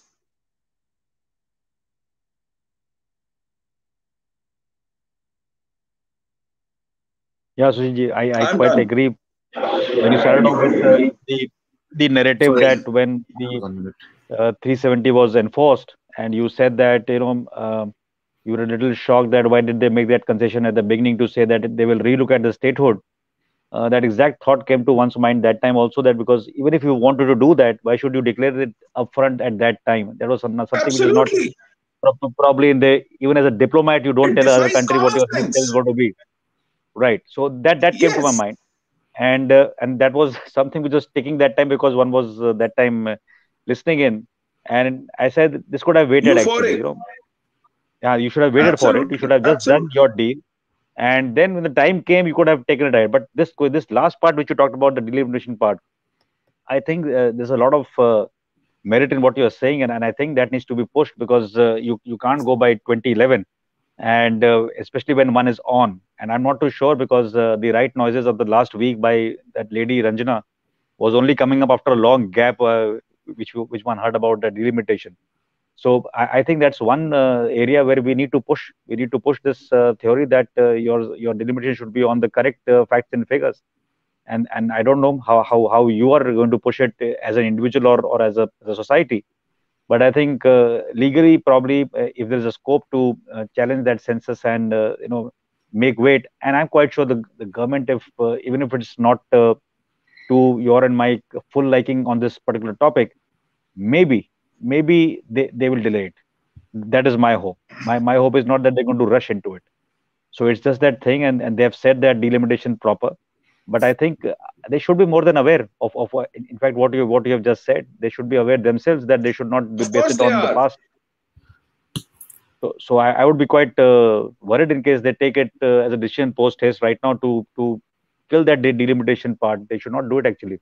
So let's see where it goes on that count, because it is basic common sense. They have constituted that committee only now, and obviously it should not be going. I think they're buying time. They're buying time because they've been in too much of resistance kind of a thing from Shaheen Bagh to the farmers rally. They don't want any more chaos to probably happen in the next year with the Precisely. COVID on, right? So I think they are just buying time, and I think the buying time also entails that they buy the time for delimitation to be done in a proper way which suits their agenda in the future. Otherwise they will, like you said, lose their own narrative there in the game, and that's not what they're going to do actually. I mean, by whatever they are doing, I don't think so they're going to be pretty dumb like that they will let this opportunity go what they have tried to curate themselves. And I think it is going to play up the way you are thinking in terms of the future of this delimitation. I think what you are saying is what the government is thinking, but they are not saying openly in so many words. I hope And so. I just hope it will not happen like that. I'm quite sure they're smart on that part at least, So, because their stated Colonel position is Dave, very I clear. don't have the luxury of presuming. We don't have the No, luxury I of, understand. I understand. I you understand. know, I, I'm not presuming. I'm just playing the devil's advocate in the sense that it stands to logic for a government which is doing small parts. Like for example, you saw that on some newspapers or some social media, a couple of temples revived, right? And they have not used any normal level there. Revived by military intervention. The military commanders are sitting and doing havan there. So while people were laughing about it, that what's the military doing, but I'm quite sure the intent is playing out, and I'm not too certain if they're going to give up, because understanding the system, because even if you're sitting in Delhi today in powers of corridor, the problem has been for the first term, at least, and even second term, very marginal effect has taken place. Is how do you tackle with the old tank in terms of the bureaucracy and people like that who run the state, and the way the bureaucrats run the state, right, in the country itself, and it's a challenging job. It's not so easy. It's not so easy to get things done. One goes to a lot of places these days to talk, and one gets a feeling that unless you revive the bureaucracy, and that is to be done over a generation, there is very little change you can make in this country. Same is the case with Kashmir. The old mindset, the records, the evidences, the drowsing of evidences, the way it must have happened actually. You see today the corruption cases, the kind of evidence burning which has happened. Similarly, when it was a state complicity to get what was done in 1990s against the Kashmiri Hindus, I believe, a lot of these bureaucratic channels would have been awe of that decision and supported it. It was absolutely Jee-Azuri at the highest level happening, and people could not go against the mindset of the regime in those times, and it happened. But two thing or three things which we need to probably keep alive, and I will just request you to keep them alive. The first issue is the legal standpoint. I do not know personally what is the legal standing of the current cases which you talked about Justice Deepak Mishra and all, but they need to be revived. I don't think they can be killed as a case. Even if it's a case in which you don't have evidences or your team does not have evidences, I think as a structure, like an inquiry or something into the past, something needs to be propagated through the government to come to a conclusion and get a closure. And closure is not about a case being solved. The start point of this particular inquest itself will be a sort of a closure in this nature. People are identifying that folly which has happened under our own nose as a government. It is not. It may not be this government. It was some other government, but we have to be very sure of what has happened in the past. And I think you and everybody else currently, and people like me also, owe it to our country that this facet of truth which is hidden and buried and put under the carpet needs to be brought out, needs to be spelt out. And we can't compare, certainly, Sushilji, we can't compare Herzegovina with our country, because that was the intent of two nations. Here, there is a complicity. There is a tussle on the world stage to call it a dispute. And for the longest time, there have been both sides calling it a dispute, seeking resolution, right? For the longest time, without either taking any action on the UN SC resolution itself, none doing anything whatsoever. But at least it's now a stop. So at one point of time, it has been told that Kashmir is an integral part, and now shut up and stay to a side. We will do what we feel is necessary. We don't need a third party intervention or mediation. So I think that's a good start. And that is where the hope is still lingering. Personally, if you ask me, if you were to take Kashmiri Pandits and put them in a camp, I would say don't do it. I would rather say that the mainstream must follow as one country, as a unification process, and Kashmiris should get their own lands and whatever property they held there back to them. The mechanism should work towards that. It can't be that simply you go there and you're given a small parcel of land and say, now you settle here. That can't happen. It has to be that what you own should get back to you. What was snatched should be taken back. And that is where the intent of the state must come up in the future. And that is something which you must keep alive, and we must keep alive as a team, probably, to say that these issues don't get buried, because whether it's social media, whether it's a court, or whether it's seeking a meeting to progress it. But I don't think so, Shilji. I know you must have met people and got disheartened. I will still request you, because there's a lot of energy in you, at least I see, and that is the reason why I always was fond of you on television debates.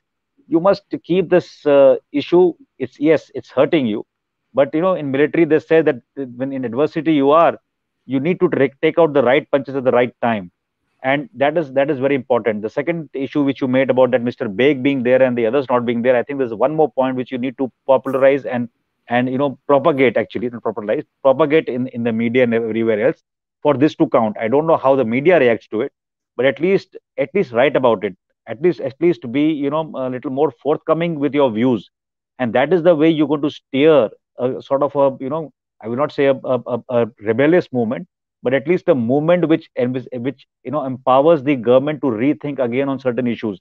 It's a very critical issue. Today the topic of the debate, as per Varun, was actually to talk about Kashmir being an integral part from the Pakistani side. But today we have deep dived into the angst of the Kashmiri Pandits, and that was the reason I requested you finally also just to join us, because I wanted to hear the story threadbare. Because in all debates we have gone through, we have actually been on the same team and going to thrash the Pakistanis. But I thought that since this is a long discussion, at least we will understand much more as young people on a platform like this, to be able to take the right message. Because today on the show there may be youngsters who actually didn't know about the Kashmiri Pandits, except reading an article probably or being told once in their lifetime. True. And that is how something dies. Memories fade in our country. The memory is so short-sighted. I was complimenting Varun the other day for SSR case burning for 1 year, and imagine a genocide buried deep and never evolved. And whenever people like you are talking about, there are 15 bureaucrats trying to tell you, don't go there because there is nothing there. Don't go there because there is no evidence there. Don't go there because it's anti-establishment currently. Don't go there because we are planning a bigger thing tomorrow morning. So all these can be the views, but suddenly I will not call it a struggle, but coming together and seeking the truth and a closure on that particular unfaithful kind of a day or an era has to come up in our country. And that is where I request you, Sushil ji, matlab, you have to have that element of hope and zeal and the ability to press on. Otherwise, if you give up, I'm telling you, your next generation won't even know where Kashmir on the map was probably. That is the irony of the whole thing if it happens tomorrow. So people like you, people like Mr. Ashok Pandit or Arumam Kher or Sonia ji or Aarti ji or whosoever I know of, you all need to be much more alive. And I will give you one more twist, or a suggestion on it. You take it with a case that, okay, you didn't call us for that meeting, you made a mistake. Please write and be public about it to say that we need to be on the table next time.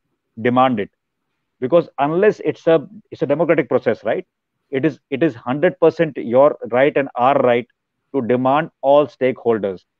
A meeting is not convened. There is no SOP on Kashmir that who has to be called, right? I'm very sure about that, because all kinds of meetings. If you could speak to Huiyat, which was half a terrorist organization, obviously you could speak to anybody, right?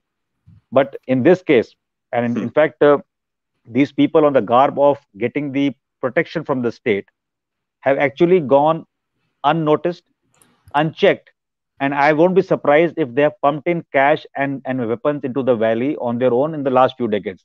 Highly possible. These people from the cars in Delhi to the Pakistani embassy, going back to Kashmir unchecked, would have done all that. And that is how it propagates. But let me come to the other side.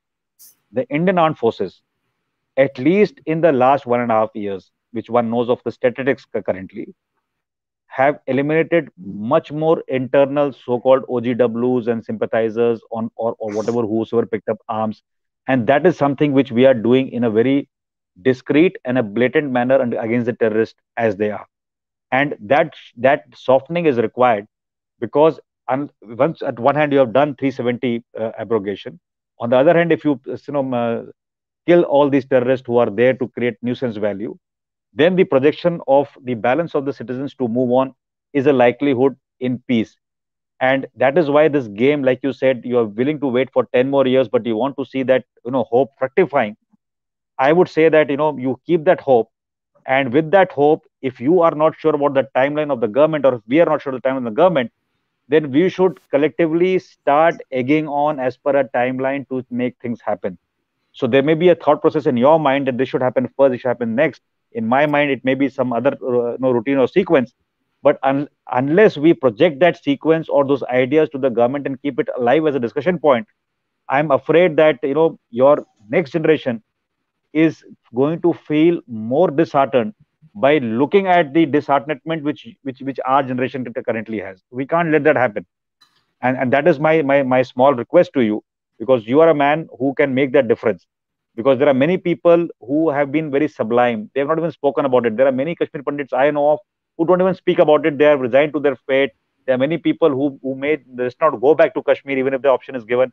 I know all those kind of sections also.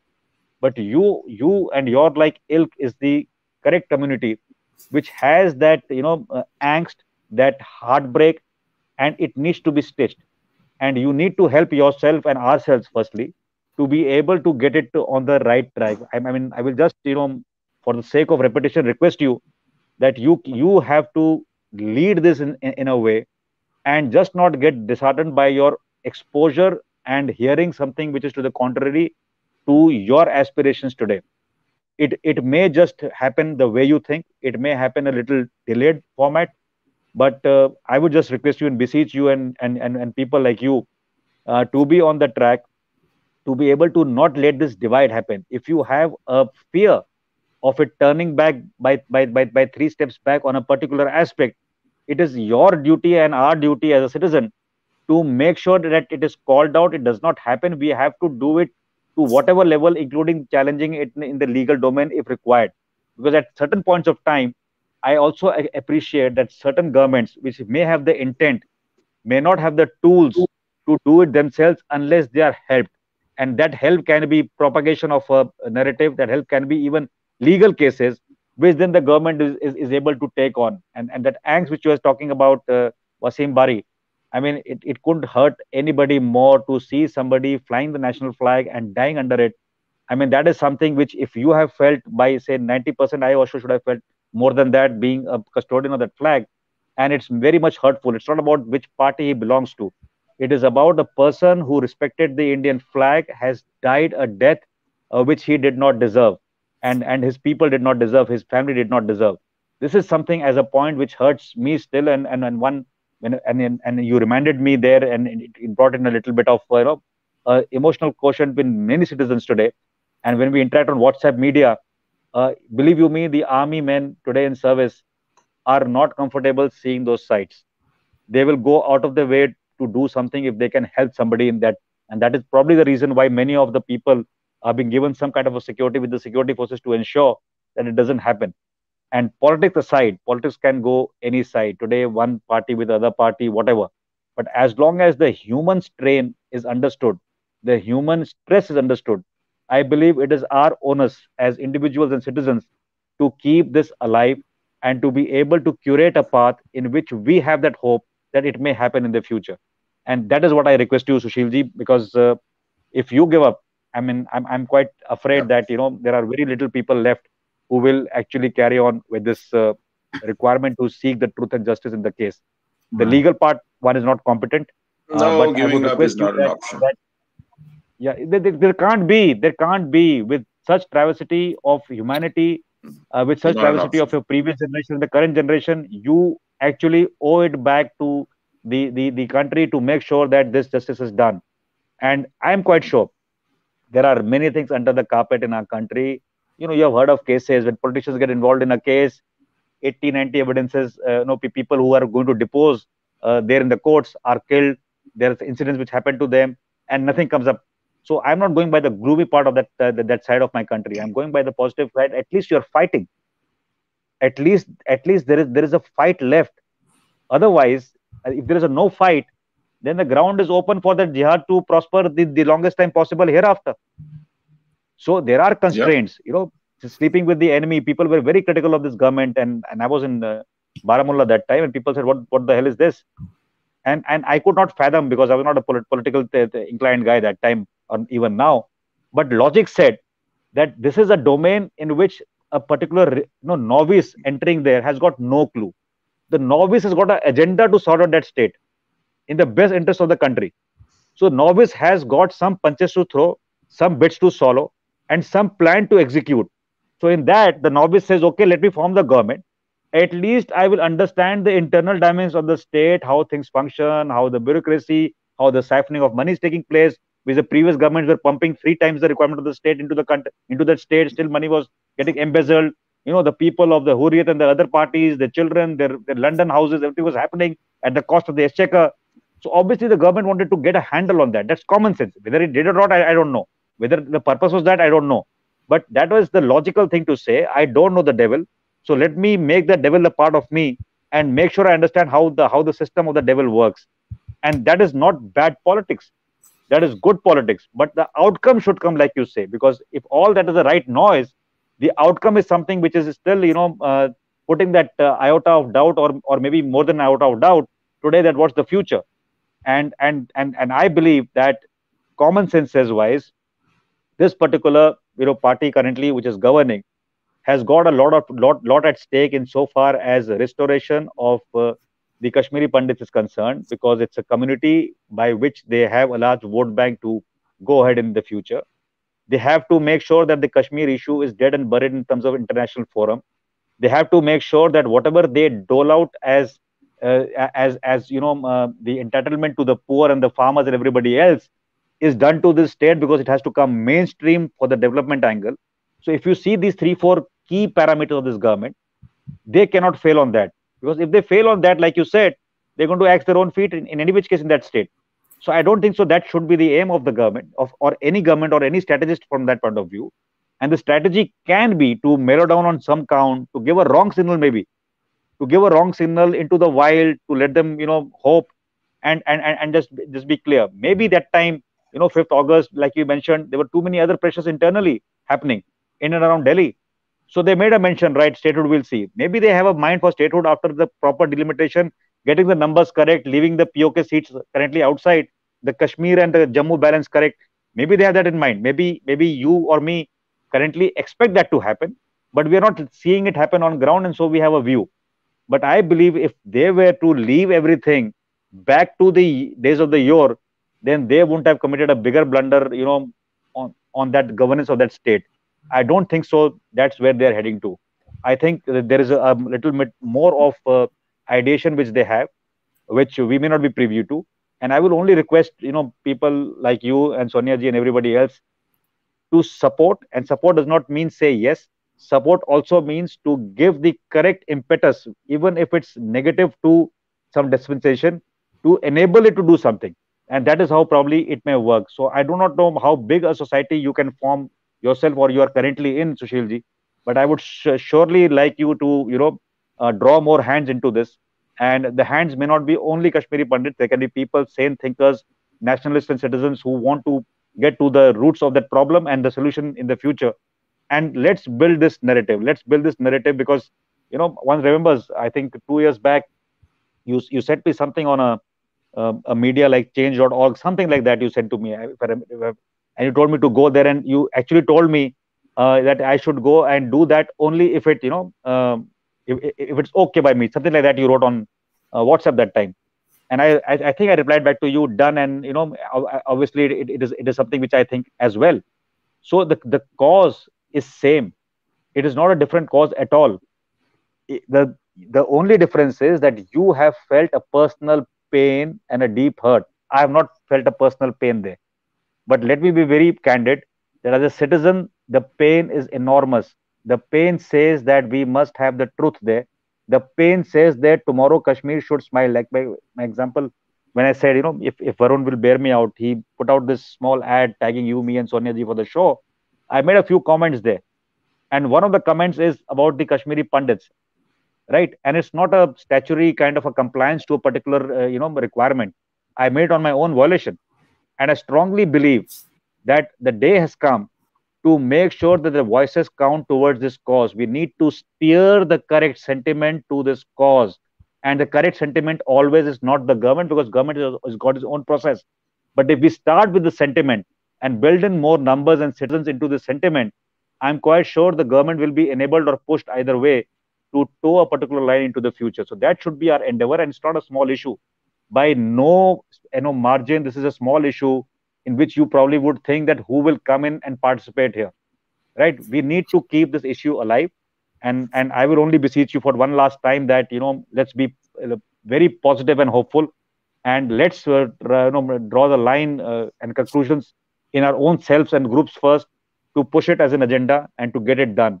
And that is where I request to Sushilji, because you can make that difference. It's very difficult to expect from the next generation, because they are Yeah. they're being groomed in a different environment. They actually may not have the entire cause in their mind, but you have it still there, and you owe it. You actually owe it to the Kashmiri Pandits and the citizenry of this country, to make sure that you are heard, to make sure that the voices are heard, to make sure the injustice which has happened, but a closure is achieved, and to 100% ensure that you are participative in the future of JNK, which is going to happen in the years to come. That is my request. All right. Before you answer, or before you say anything to Colonel, there are a lot of questions, and I want to be very mindful of everybody's time, including yours, Sushilji. So, if you could excuse me, I'll put up certain questions. Maybe you could combine your answers and respond to them accordingly. सबसे पहले मैं इसी से शुरू करूंगा. ये मदन के दो क्वेश्चन हैं, and I'm gonna add both of them together for you. One is, why can't both Pandit community and the retired armed forces be relocated to Kashmir? That way, former can build their lives, while the latter can offer protection. The second question, which is an add-on, now that US is withdrawing from Afghanistan and Taliban appears to be gaining control, how will this impact Kashmir?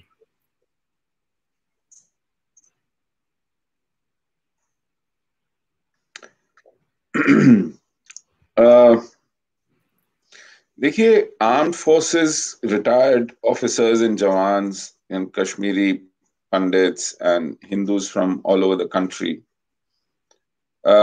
should go live in Kashmir is a no-brainer. It's a common sense question, because if you need to make the demography of Kashmir less oppressive, less monochromatic, more plural, more inclusive, this is the only way to normalize the demography there, which was vitiated 31 years ago by expelling all non-Muslims.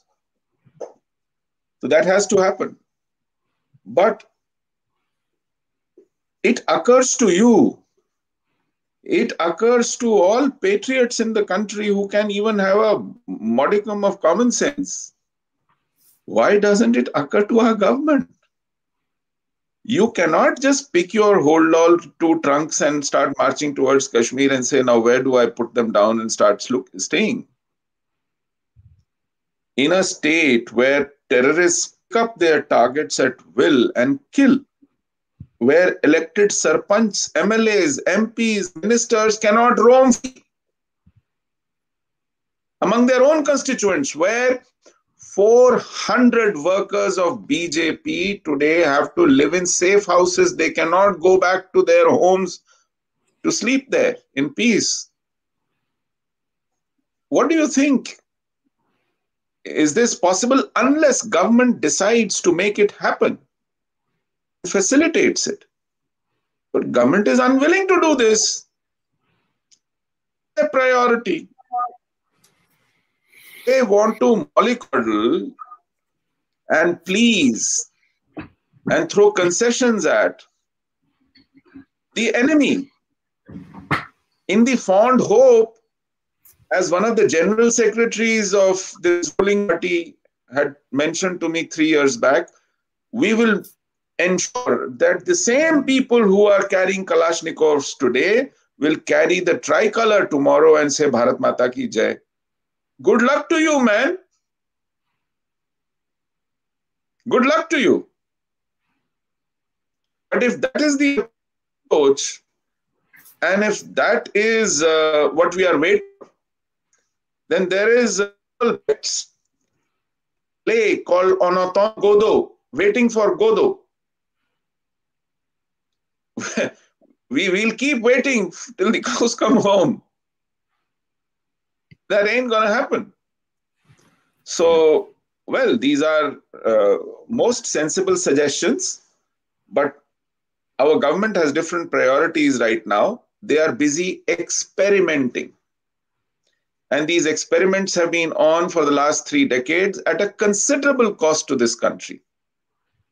In the 90s, our community was told, now the 90s have happened, let's go back home, things are normal, and went back, and in Vandhama, 24 of them were killed.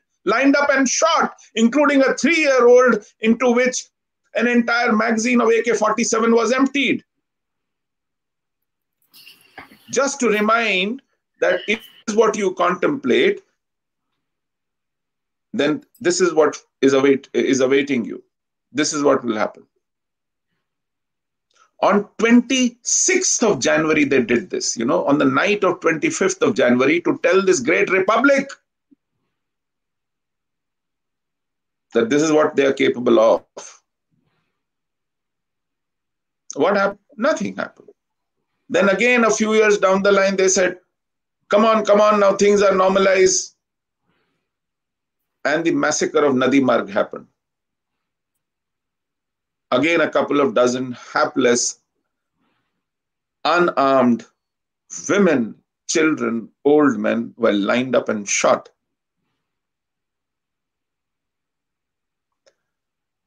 So we're sick and tired of these experiments where you do not change the variables at all and you expect result. I mean, this is not just foolish, it is monumentally idiotic. When what your inputs do not change, but your outputs are expected to be different. So these experiments go on because every time a government becomes wiser, a prime minister learns, his tenure is over, the new one comes, and he thinks he is uniquely blessed to try all this all over again and succeed.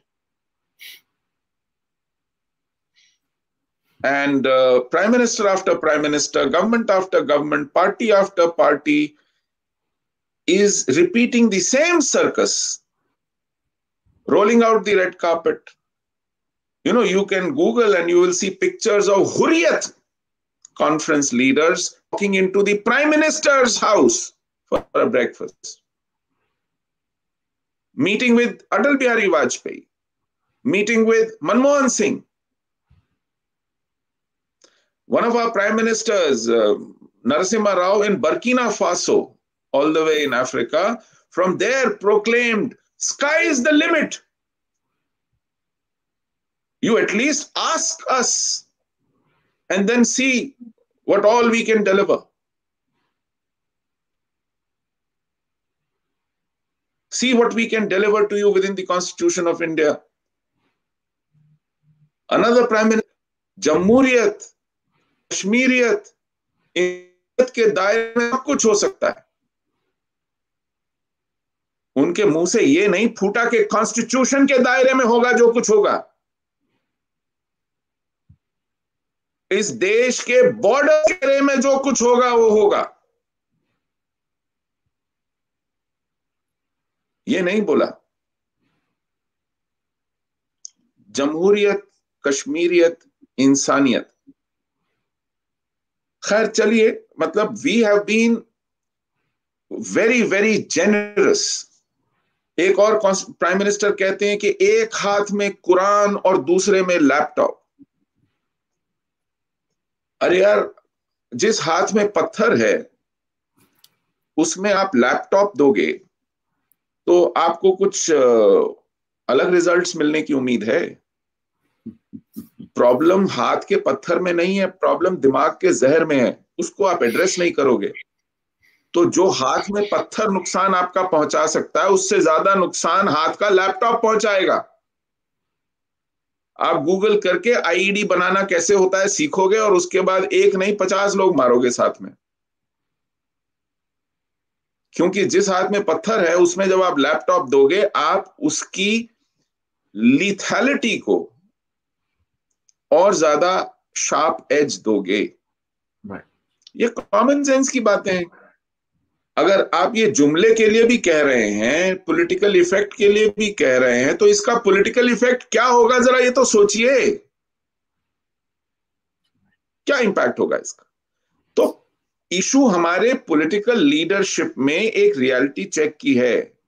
आपके जितने भी recommendation हैं, suggestions हैं, बहुत अच्छे हैं, लेकिन आपकी डिस्पेंसेशन वो करने देगी तब ना. तो दीवारें खड़ी कर रही हैं, वहां 15 साल खड़ा कर दिया है उन्होंने और उनको सारे जॉब्स के ऊपर मोनोपोली दे दी है. क्या करेंगे वहां जाकर आप? वहां रहने जाएंगे तो क्या, कैसे रहेंगे? तो ये सब चीजें भी सोचने वाली हैं। You are asking for a short answer, Varun ji. My problem is you explain things in greater detail. Anyway. Which is very good, right? क्योंकि मैंने जैसे बताया था शुरू होने पे सेशन पे, राइट?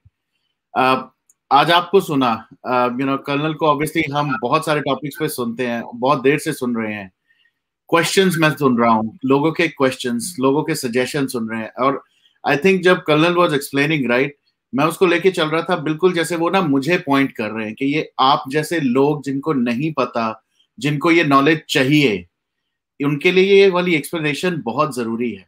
ये हम बहुत I'll be, with both my hands raised right now, I'm saying I have been a culprit myself. I never bothered.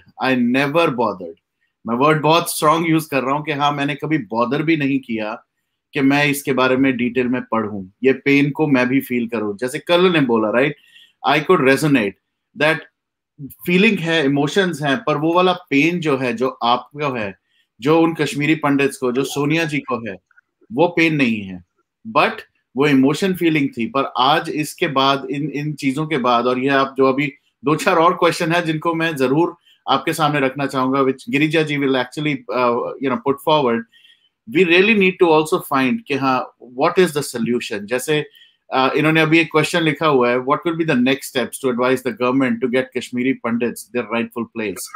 दूसरा, पिछला वाला क्वेश्चन में एक और पीस था कि अब तालिबान का कंट्रोल हो रहा है ज्यादा, तो how will that impact.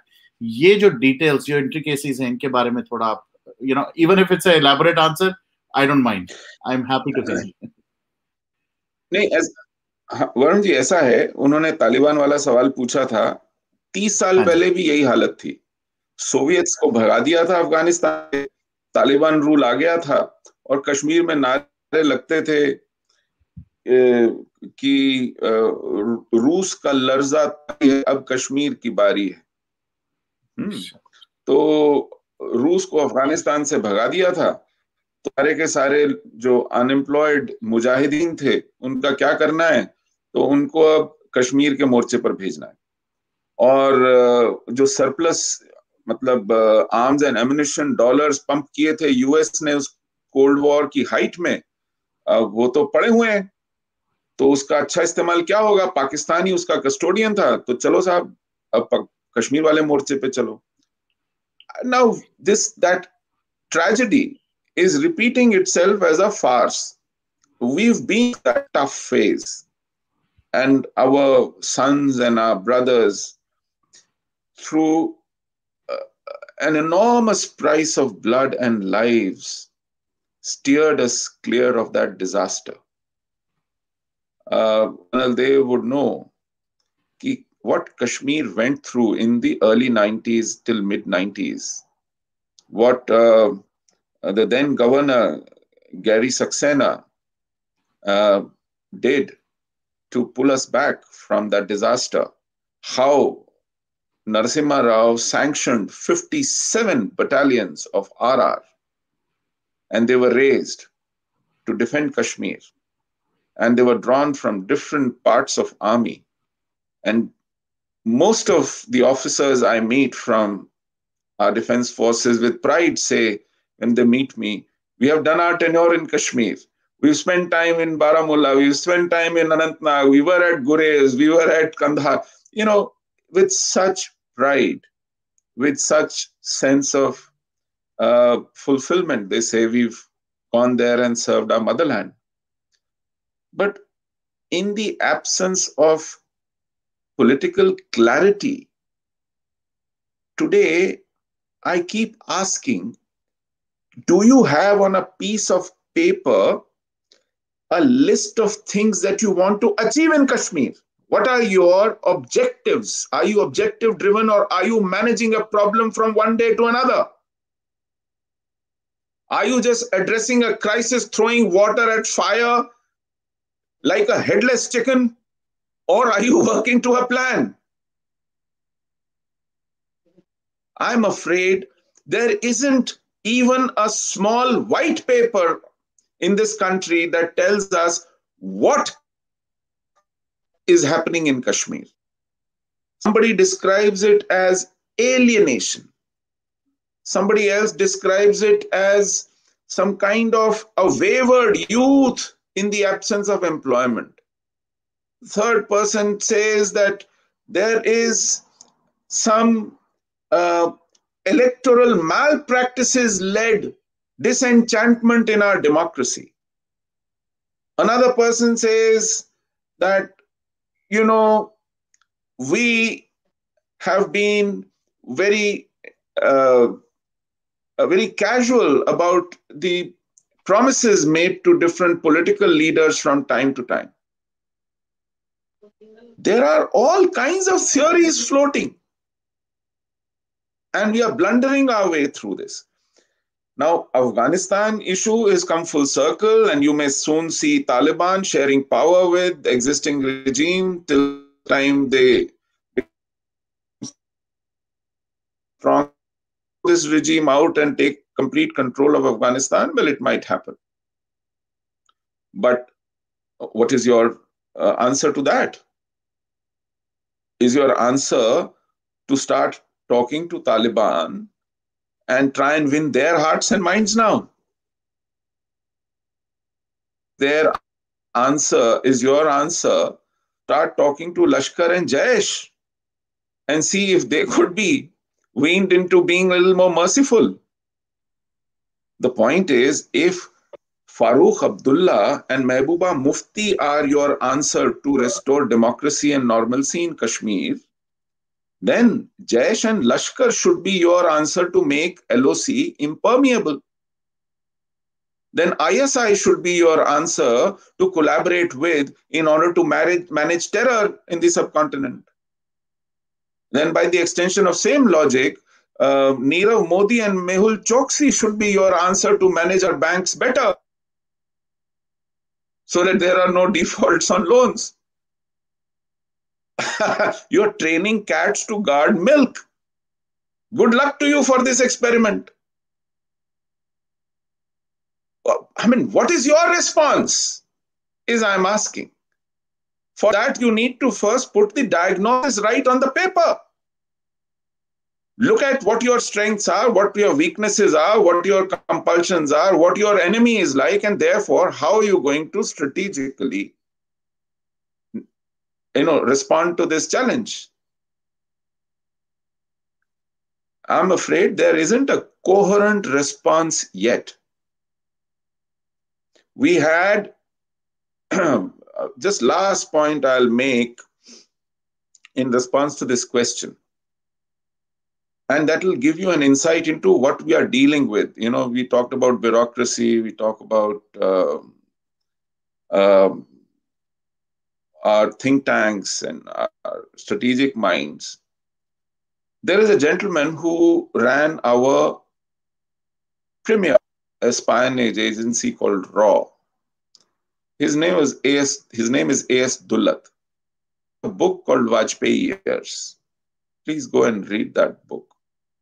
In that book, he says that if we can throw money at the separatists in Kashmir, then what is the need for a bullet?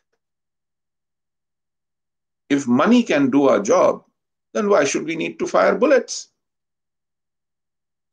And he's supposed to have sold this theory to successive governments, and that's what we did. Now, a commonsensical question that you may want to ask of him is, if a man is carrying a gun and you give him some more money, what will he do with it? He won't buy cake and pastries and come and share with you over a picnic. He'll buy more guns and more ammunition. What do you expect? You have only postponed a problem and raised it to the power of 10 when it comes back and hits you. You've bought temporary peace. Just because your tenure is a few more years left and you are keeping scores of terror incidents like you keep cricket scores, then you can go and sell this story to your, political masters that, see, there were so many incidents of terror last year, so few incidents of terror this year. In my tenure, I have managed terror better. There were so many incidents of stone pelting in this month, so many incidents now. If the tap on these issues is in the hands of the terror machine, and you pay them money to switch off the tap or make it on a slow burn, then they will do it to please you, to get some more money out of you. You are collaborating with the thieves. And he indeed collaborated. He co-authored a book with Asad Durrani, who was the chief of ISI.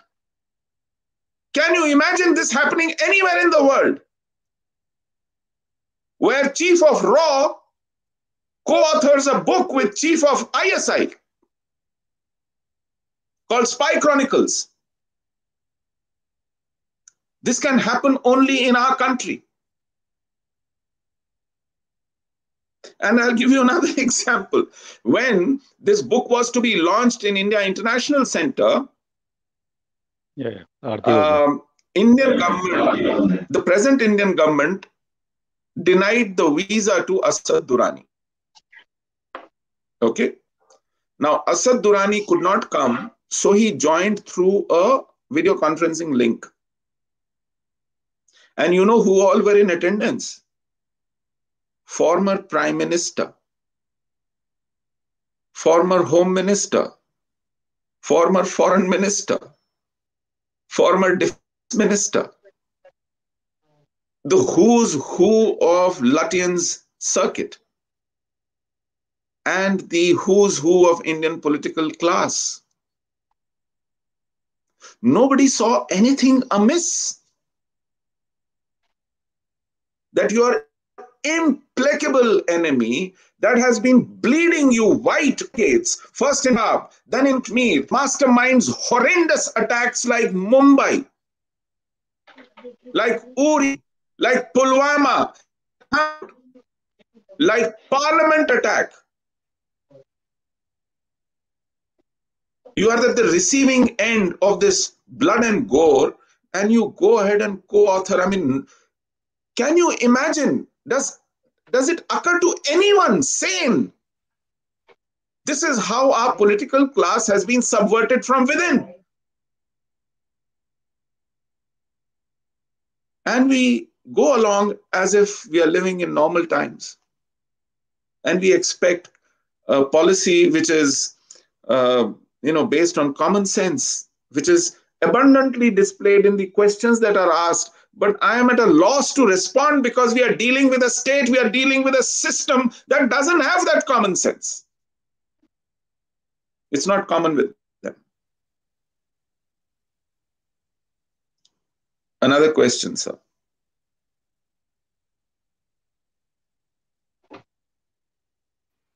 Sorry, I was on mute. Girija ji, you want to carry on the next set of questions? Yes. Thank you so much. We understand the pain that you are experiencing. Totally feel that we Indian citizens have failed to understand, to exercise our votes properly. First of all, we have elected the wrong government and stood by it.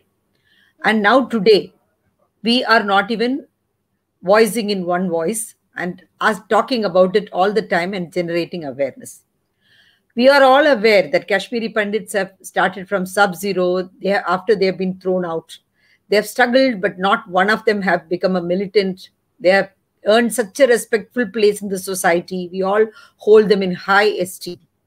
Now it is high time. All of us have to unite and all of us have to ask this government the right questions and see that it does take action. So please suggest some steps what we as common citizens can do, number one. Number two, if you were part of the government panel to discuss what are the next steps that should be done in Kashmir, what would be your answers and what would be your suggestions?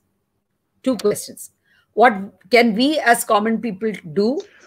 Second, if you were part of the panel, then what are the suggestions that you would give the government? Thank you so much. I have no words to.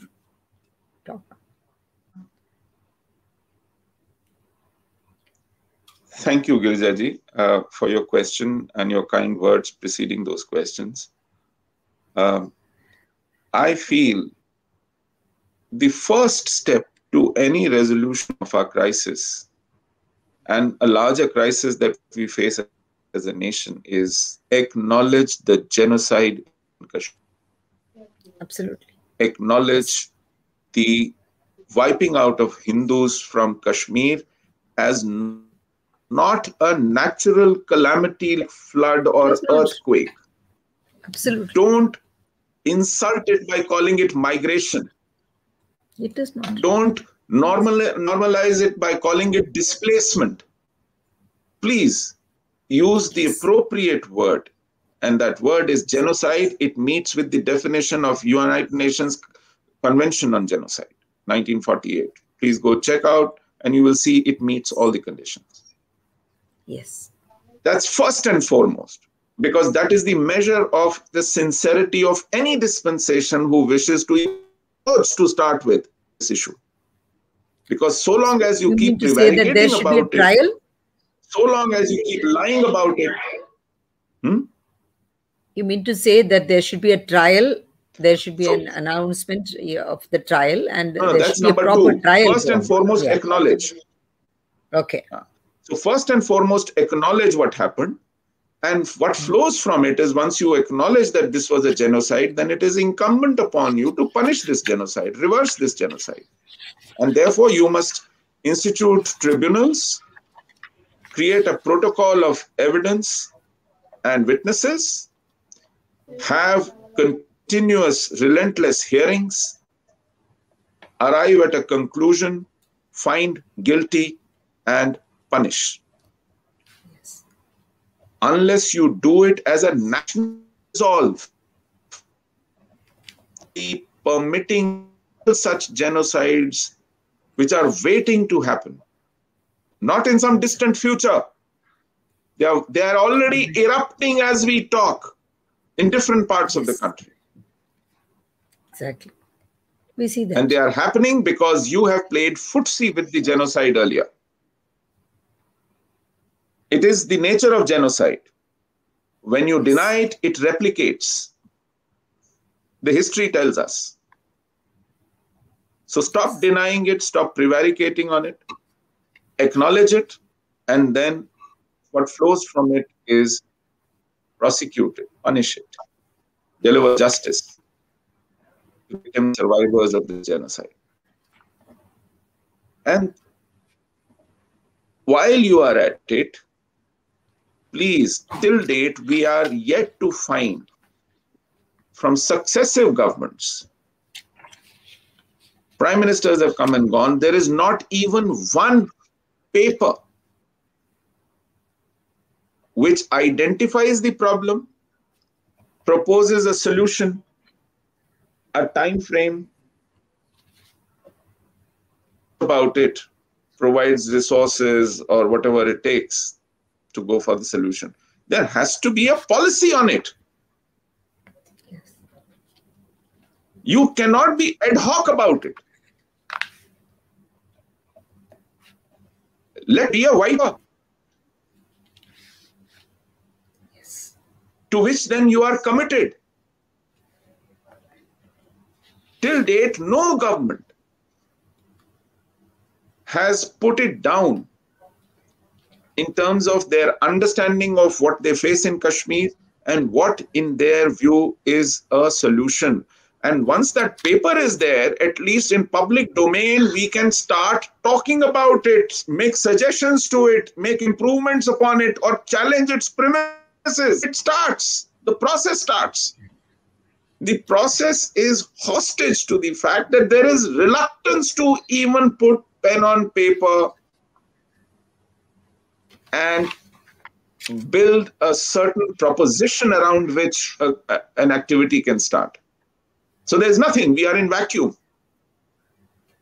Absolutely. So if you put together these three things and hammer it relentlessly, we might take our first few baby steps towards the solution. Acknowledge our genocide, deliver justice, put together a policy on reversal of genocide. Yes. Thank you. Thank you.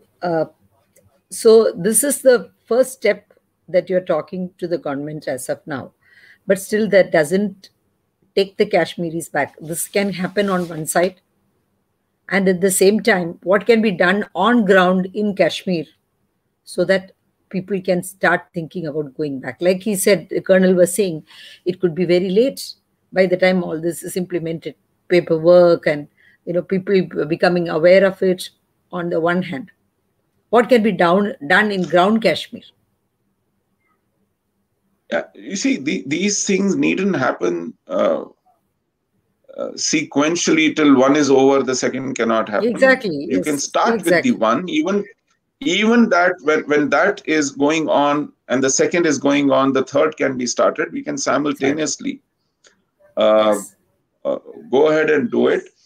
But today there is a crisis of confidence. There is a PM's package, which was a patchwork solution where some people were recruited and put into state governments on some very stringent conditions.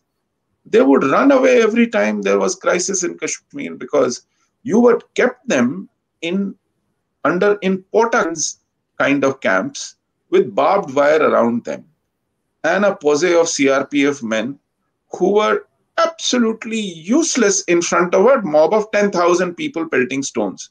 And those porta cabins would have such big gaping holes because PVC cannot offer resistance to a huge boulder flying at the speed of 80 kilometers an hour. So they would scoot in cars or whichever public transport they could put together or find and run to Jammu. Because these patchwork solutions do not comprehensively address a situation, they are simply, putting some kind of an iodex over a cancerous tumor. I mean, that doesn't work. That doesn't work. So you need to have a comprehensive policy instead of some quick fixes, quick palliatives, some quick painkillers. Well, when painkillers are necessary, they are necessary. That's fine. Yeah. But can you imagine those who encroached on our properties are sitting there enjoying it? There are no consequences they face. We very often hear from sections of population in Kashmir, we didn't chase you out, we didn't kill you, we didn't pull the trigger. Yes, they are right, they didn't. There were very few who carried Kalashnikovs. They weren't, in the last 30 years, more than 100,000 Kalashnikovs have been confiscated. Okay. Yet, I can say that the entire population wasn't carrying a gun chasing us out. Fine, understood. But a large number of people are beneficiaries of our expulsion because they simply walked into our homes, our shops, our orchards, our fields, our businesses, our jobs. And they are beneficiaries of this. So they harbor, they support. Want to take away these ill-gotten gains which work as incentives for an encore, a repeat.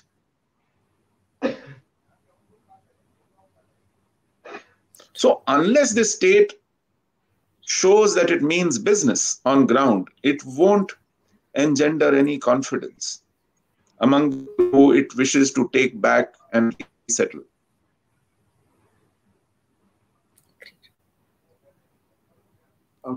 And if they keep trying to win hearts and minds of the people, then it will again strain at the credibility of what this government means and seeks to do. Okay, true. Thank you so much. Definitely, as the common man, we feel now we don't feel helpless. We understand where exactly the pain comes from. And we definitely will raise our voice, all of us, not just the Kashmiri Pandits, all of us, in all the platforms that we can. Thank you so much. I'm gonna add here. Archana was waiting here for a while, but looks like she just dropped off. उन्होंने private chat में questions डाले हैं. I'm just going to read it to you, both of you. They're addressed to both of you. Sushil ji आपको और colonel आपको भी. पहला question है, in UP there are many rackets were found which are helping Rohingyas to settle in. What kind of threat do you think both Rohingyas are in addition to Kashmir issue? Because एक side हमें दिखता है कश्मीर से Rohingyas को हटा रहे हैं, दूसरे साइड वही रोहिंग्यास को दूसरे स्टेट में सेटल कर रहे हैं.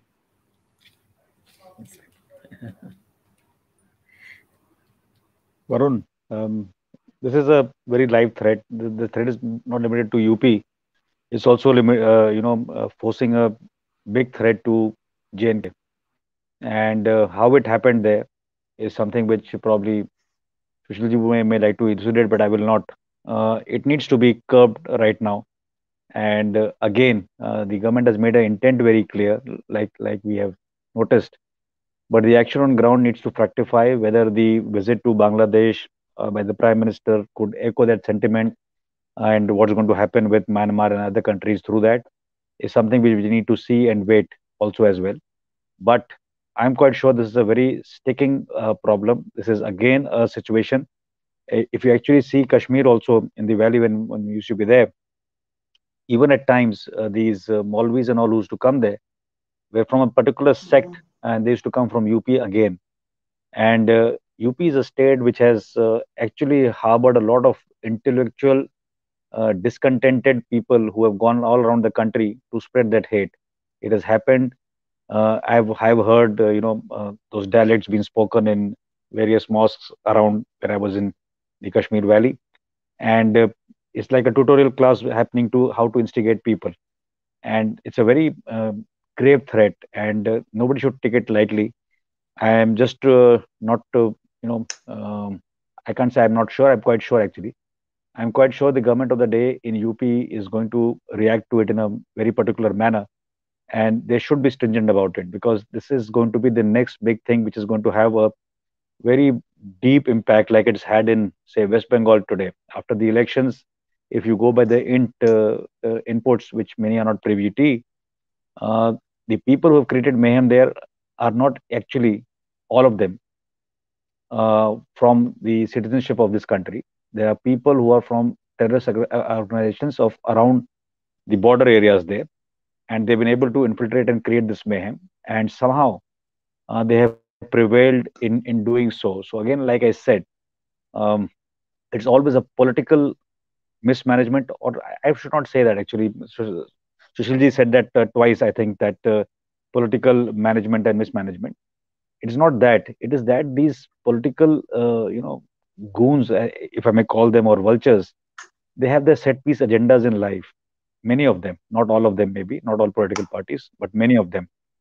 And to achieve those agenda, they are willing to let go of precious lives. It doesn't make a fig of difference to some people, either in conduct or in their hearts as well. And that is the pain point, because if people had humanity in their hearts, that exodus from Kashmir would have never happened. If people had their correct hearts, they won't have facilitated the Rohingyas to come to Jammu.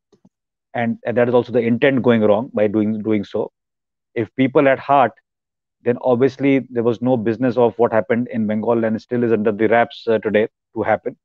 If people actually had heart, I'm quite sure our generation would have seen so much of pain and angst in people who are positively inclined to the ethos of this country, like Sushilji and others. And obviously, if people at heart, things which have happened in the last 1.5, 2 years on the name of religion, and people dying on issues which are curated out of political intent, which is anti-national, so to say, would have happened. And that is where we are, Varun, unfortunately, today. And I believe that this needs to be nipped in the bud. It's been nearly a year and a half since this problem was identified with clarity and action was to be taken, or a little more than that, maybe. And now, again, I'm hearing a buzz about it, but I believe it's a very big national security threat. And that is why things like, getting that national register going and making sure the citizens are accounted for is very important in a country like ours, because you just do not know who's where. And people have come from various nationalities, settled in a country, illegally. They have got Aadhaar cards, voter ID cards, and it's all, I don't know, it's some kind of a nexus which is not good for our country. And I will echo the sentiments. If you let this happen for your political vested interest, then you will pay the price for it heavily in the years to come. And it is one of those things. If the Rohingyas can reach Jammu from nowhere, I'm quite sure the influx has been a deep-rooted political complicity of some parties to make it happen. And if this government has got any beans about it to undo it, it should be on a path, even if it can't do it in the next half an year, but it should be on the path to ensure no more influx, and what is in should be out. So let's see if it can do so and reach a consensus also politically and be relevant, and let's see how it goes. But my personal feeling is that they need to be kicked out. All right. और अर्चना ने यही same question. Varun, can I come in here for a short? Yes, please. Rohingya started coming into India in late 2011, early 2012. It was around that time that thousands of them, not ones, twos, tens, 20s, hundreds, 200s, thousands of them were brought to Jammu in a place called Bhatindi, which is a reserve forest, which also has an army camp called Sunjwan Army Camp. Colonel Dev knows about it. They were settled. This is a reserve forest, government land, and they were settled there. This Sunjwan Army Camp has suffered 6 brutal terror attacks on our Jawans and their families. Yet, the government of the day, run by Omar Abdullah and Congress coalition in Jammu and Kashmir and UPA in Delhi, run by Manmohan Singh, facilitated it. They couldn't have come traversing 3,500 kilometers of distance, crossing a country in between called Bangladesh, going states, landing up in Jammu, Bhatindi, which is less than 50 kilometers as the crow flies from LOC. So obviously, the state apparatus was complicit in it. The chief minister was Omar Abdullah. The prime minister was Manmohan Singh. And they land up there in thousands. They are given electricity connections, water connections. Some of them pick up Aadhaar cards. A lot of them pick up bank accounts. In a state which was under 370, you could not, even President of India could not buy an inch of land. They were allotted shops along the highway and they started in Burma Bazaar. Now, if the government has changed in 2014 and we are screaming from the rooftops, is it too much to expect at least a white paper, an investigation, a report, some activity to nail this? Who facilitated it? They did not miraculously descend from the skies. There is obviously a system that brought them in. Can you please name and shame people? Prosecute them. There is obviously law being misused, positions of authority being abused. But no such happens. And it carries on. So while our army camp, which was less than 100 meters from where these Rohingyas were settled in thousands in Jammu, came under increasing threat, and similar such Rohingya clusters started erupting in sensitive geographies, in the capital city of Delhi, in Hyderabad. Can you imagine? These are communal tinder boxes and sensitive geographies. Doesn't this government owe it to the country to find out and to tell everyone that this is how it was brought in? We have a refugee policy. But what on the contrary is a complete whitewash, some kind of hide and seek on this issue, passing the buck on this issue. Now, that is what endangers the country more than the Rohingya themselves. Do you please understand this? Yep. The nexus between apparent political rivals on each other's misdeeds, even when it comes to jeopardizing national security, threatens this country more than the visible enemies of the country.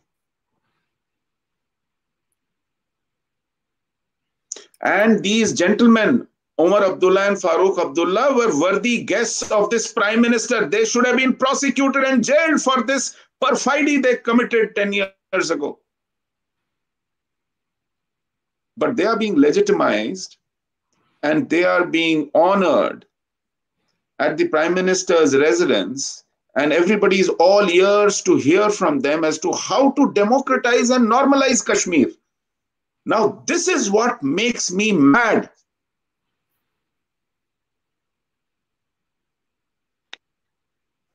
I don't know who can retain sanity after seeing this scenario. Thank you. All right. First of all, to both of you, Archana, who's asked this question, uski battery dead ho gayi thi, isliye she dropped off. She wanted to, say or give a lot of gratitude to both of you. And Sushil sir, आपके लिए एक simple सा comment था, उसने बोला था कि you have really inspired a lot of youth like her, and please continue to, I think concurring to what Kalna was saying earlier, that we definitely look up to, a lot of us look up to you, and she specifically came just for you. To unfortunately her battery died on, and I have to be blamed for it. बहुत देर उनको मैंने रखा. So thank you so much. And उनका एक direct question आपके लिए भी है. Now there are many Kashmiri all over India from north to south, east to west. What solution you think to stop this? Well, and उसी में add on आपके लिए है, Colonel. How do you see Taliban as a threat to India? Because recently they controlled at least 100 plus district in Afghanistan. From last minutes, India invested a lot there. So maybe first I'll go to Sushil sir, आपके ऊपर कि अब बहुत सारे कश्मीर दिख रहे हैं. Please go ahead. हाँ, ये कश्मीर रेप्लिकेट हो रहे हैं क्योंकि हमने ओरिजिनल कश्मीर को एड्रेस नहीं किया, उसको पलंग के नीचे, कारपेट के नीचे दबा दिया. तो कश्मीर को रेप्लिकेट होना ही था. और अभी हालत ये है कि जब बंगाल में एक इलेक्टोरल कैंपेन की कॉन्सिक्वेंसेस को वहां का कार्टर फेस कर उसको उसके हाल पे छोड़ के चले जाते हैं, तो जब कश्मीर उसकी इरप्ट कर रहा है, पनप रहा है, उसको अपना बोरिया बिस्तर उठा के जाना पड़ेगा, या फिर उसे अपने आप को ऑर्गेनाइज करना पड़ेगा. वहां वो स्टेट की मदद की राह में नहीं बैठ सकता. मुझे याद है जब 1990 में हमारा एक्सोडस कश्मीर से हो रहा था, हम लोगों ने कहा कि बदामी बाग कैंटोनमेंट में हमारी आर्मी बैठी है भाई. फिर हमें समझ में आया कि अरे साहब, नॉर्दर्न आर्मी कमांडर तो जनरल जकी हैं, और जिन आर्मी ऑफिसर्स को हम जानते थे, उनसे पूछते थे तो वो कहते थे कि भाई साहब, जब तक दिल्ली से ऑर्डर नहीं आएगा हम तो कैंटोनमेंट से बाहर निकल नहीं सकते, एक्शन करने की तो बात छोड़ दीजिए. तो सारी इंस्ट्रूमेंटालिटीज धरी की धरी रह जाती हैं, कुछ काम नहीं आता. तो you're on your own. Please take it from me. Everyone in this country has to now fend for herself and himself. Please organize yourself into small groups, self-help groups, self-protection groups.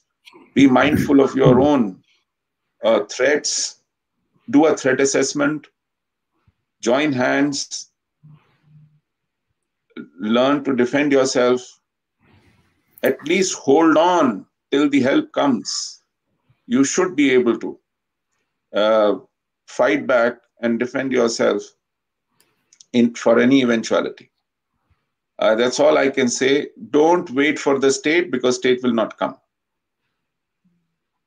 State has other things to do and you are not a priority. Even if you are their political leader, you are not a priority. If they could do this to their cadre in Bengal, then you count for nothing. Please be very clear about it. All right. And I'm going to just jump to Colonel for the second part of it. I would just say briefly about the Taliban threat. Sure. You should not take it as a major threat now, because since the last Taliban Russian era, we have had enough of security apparatus and border fencing and monitoring of the LC, and somebody has to come on his foot. There's no horseback there, and I believe it's not going to happen to the level of threat we are charging. Yes, once the US pullout happens, they will have much more resources, much more terrorists, foreign mercenaries joining hands to create the cause of jihad. Orientation will happen towards Kashmir, and that way the threat is real. But I don't think so. We're in an era today that we need to fear that threat, because all the routes of ingress which lead are similar to what we have been able to map over the last 2 decades, and we are a little bit better prepared. So I don't think so there's going to be a mayhem kind of a situation in Kashmir created only because Taliban is now free to act in Kashmir. In any which case, if you see the East African communities outreach by Pakistan on some luring basis to them by giving soaps on the money actually given to it by China to get them on board, is also one more threat which you can look at in terms of that kind of a jihadi movement, foreign mercenaries to be lured to the Pakistani side. That's the only advantage Pakistan has from that EAC part, which most of the EAC nations may refuse to Pakistan unless the offer is too meaningful from the Chinese money side. So even if these two threats combine, you have to enter through the LC only, right? So it will be a threat. The numbers may increase, the number of terrorists may increase, but accordingly, the number of kills and eliminations will also increase along the LSC and beyond the LSC. And if whatever we go by the stated commentary and the actions of the last 2.5 years or 3 years maybe now, I'm not too sure if any such incident will be taken very lightly by our country when something en masse is going to happen. So let's wait for that. And I think the messaging to the government is very clear from the intent of the people today is to be proactive to act militarily in such situations. So I hope they will do that. So that is what I think about Taliban currently. They're an enemy too far, but yes, a very big threat in being, which can be tackled for the moment of what resources we have. I mean, I should be more worried about 2 factors beyond this. Like Pakistan, I don't bother too much these days. One is China along the LSC, and second is this internal rot, which is systemic from the political level through the bureaucracy to a lot of money bags, Bollywood, narco-terrorism, money flowing inside to create this mayhem. And that is the cause of worry, which is a deeper worry. Coming back to that small elucidation which was given by Sushilji in the previous question, I also believe that time has come. There's nothing called political necessity, and exposures have to happen, and people need to be actually jailed, not only named and shamed. They need to be jailed. And when the only logic which comes to mind again and again is when you are sleeping with the enemy, actually, is that you have a ulterior motive to seek through that alliance. And maybe if you just take it from the point of view that a lot of leaders today in Kashmir, so-called, I don't call them leaders, I don't give them that khitab in any which case, but I'm just saying because you are saying leaders. So a lot of these jokers there, they are compromised, right? They are compromised as good as some jokers in the hinterland in the country. And maybe the government has got the right handle on them to get things done their way through them. So I hope that is the case, because the kind of inputs, the kind of linkages which has been picked up in the last about 3.5 years, I think speaks for itself. It's not in the public domain, but one is aware. To be able to arm twist people to make it look at as a process and make it happen. If that is happening, I'll be happy. But if it's what the fear of Sushilji is, if that is happening, then I too should be wary as a citizen that that is going to happen. But I have a different feeling on it based on the inputs I have. So I think it should work, whichever way they are trying to dodge the situation and take it. So let's see how it goes. All right. Okay, last two or three people. Ujjwalji, please go ahead. Ujjwalji, you're mute. Okay, Ujjwalji, maybe we'll take you later. Nipun. Yeah, Arun? There's a lot of disturbance. Ujjwalji, not disturbance.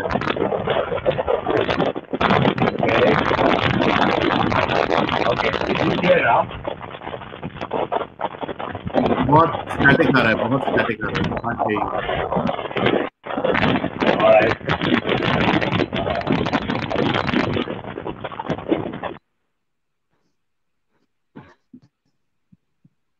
Yeah, am I clear now?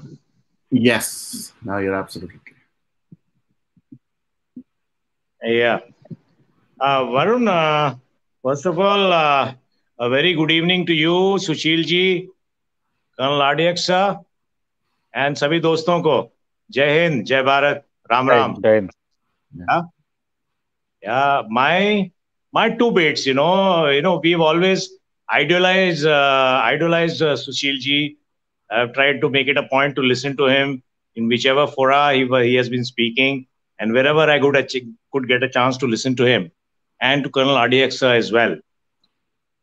Sir, just with a lot of respect, sir, maybe this government has been able to. I'm not batting for it.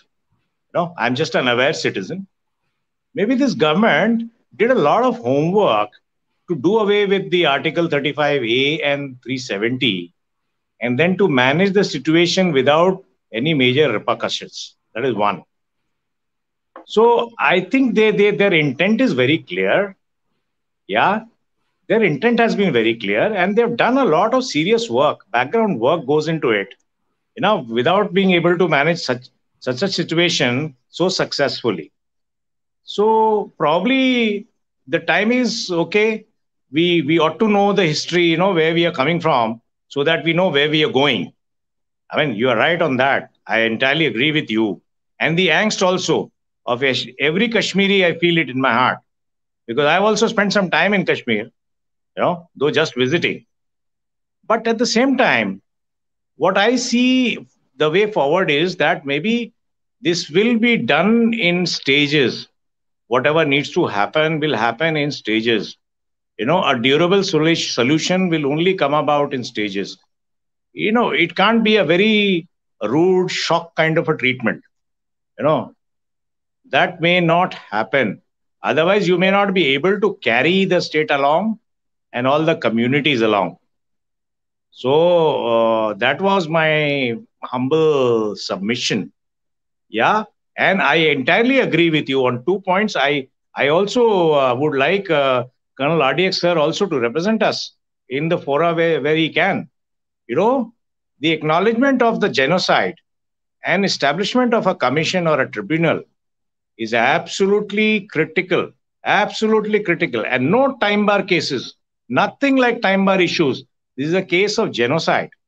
Okay? They hunted all the Germans, and then brought them back to the International Court of Justice, didn't they? Why can't we do it for the killers of Kashmiri Hindus? Then the people who have encroached on their properties, people who have encroached on the temples, there are a lot of, I think more than 1,200 temples which have been encroached on. And they have entirely been changed. The usage has been changed. Yeah. So we need to reclaim those. So this cannot happen without a serious tribunal or a commission being, empowered and formed by under the aegis of maybe Supreme Court or whoever, by the orders of the government. This needs to happen, sir. Punishment needs to be meted out to the people who have done all this killing and mayhem. We cannot let that go unchecked, unpunished. It needs to happen side by side. Like Sushilji said, it can't be a sequential thing. We can have multiple levels, multi-pronged approach. But at the same time, sir, my humble view, as I see it, definitely this solution will come about, but it will happen in stages. That was my very, very humble submission, sir. And salutations to Sushilji. You've been through a lot. Kashmiri Hindus have been through a lot, and they deserve justice. That is the primary requisite. Thank you, sir. Thank you so much, sir. Thank you. Thank you, Joji. Nipun, you want to go next? I just want to be mindful. बहुत लंबा हो गया ये session. मुझे आर्डिक sir ने पूछा भी था शुरुआत में कि what is the plan, but मैंने यही कहा था, plan is dependent on people. I know they are big fans of Kalal and they are big fans, even bigger fans of Sushil Panditji. So this was bound to happen. So I apologize again. But please go ahead, Nipun, your question. Hi, Varun. I am having just two questions, two points only. First is Sushil sir said that Rohingyas are settling in Jammu in that reserved area.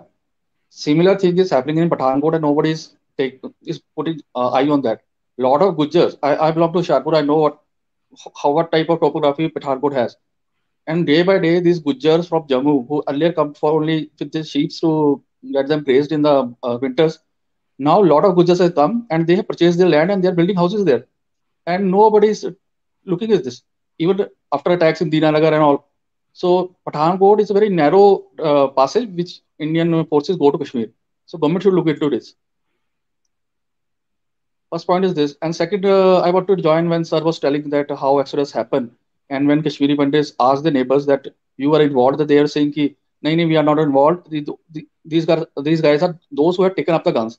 Total hypocrisy. Yesterday also a guy joined our stream and he told me that we are better, more of Indians than you. You know nothing because you are Modi back than Modi. And second point he gave me is ki, you don't know about the idea. 14 days we were inside, that we don't have 4G. So I told him, who is responsible for this? You guys are responsible. You took up the guns. Right? Army is going to take action. Thirdly, he said that Article 370 came up in 1930. मैंने कहा तेरा बाप गया था 1930 में पीछे जाके 50 में आके करके क्या फिर? This type of mentality इस guy है. मतलब ये मदरसा पढ़ा रहे कश्मीर में कि भाई 1930 से था आर्टिकल 370 और 35 से इंडिया का कॉन्स्टिट्यूशन 52 में बना. How smart these guys are. Full product. So a new propaganda is going on. Don't worry. These are 2 points I want to catch. Right, sir. Thank you. Thank you, Jain. All right, Jain. Yeah, great point. Just because we are almost on the verge, please go ahead, common man. Good evening, Jai Shri Ram, to everyone. मैं directly point पे आ जाता हूँ. Yeah. You guys can hear me clearly, right? Loud and clear. Yes, loud and clear. Okay. देखिए मैं directly point पे आता हूँ कि मेरी thinking बहुत unorthodox है, तो please bear with me. देखिए already उज्जवल भाई ने already जो मैं कहने वाला था already वो Germans का example दे दिया already, so he's covered it. देखिए कि उज्जवल भाई जो कह रहे हैं उसको मैं थोड़ा extend करता हूँ कि we need to, or the government needs to set an example. जैसे कि आप लोग जो कह रहे हैं ना कि एक जगह पर जहां पर अंडर द कार्पेट डाल दिए जेनोसाइड, तो ये दूसरी जगह पर रिपीट हो जाएगा. टेम्पलेट बन चुका है इनके लिए. तो you need to set an, you got to make someone an example. जब तक आप नहीं करोगे ये इट्स नॉट गोना स्टॉप. ये रुकेगा नहीं. तो छोड़ो, इनको तो डर भी नहीं है. कल देव आप भी कह रहे थे कि ये कुछ पॉलिटिकल गुंडे हैं जो कि कर रहे हैं, इनका जो कुछ भी मकसद है. But with all due respect, government से बड़ा गुंडा तो कोई नहीं होता है. Government have all the power and the resources. तो फिर इनकी हिम्मत कैसे हो रही है? माफ कीजिए, मैं गवर्नमेंट को गुंडा कह रहा हूं, पर बात तो सही है एक्चुअली कि government has all the power, resources and the infinite amount of budget, और वो टैक्स पेयर के पास जाता है. तो इनकी परफॉर्मेंस कहां पर है? Means these guys are not performing for what they are getting paid.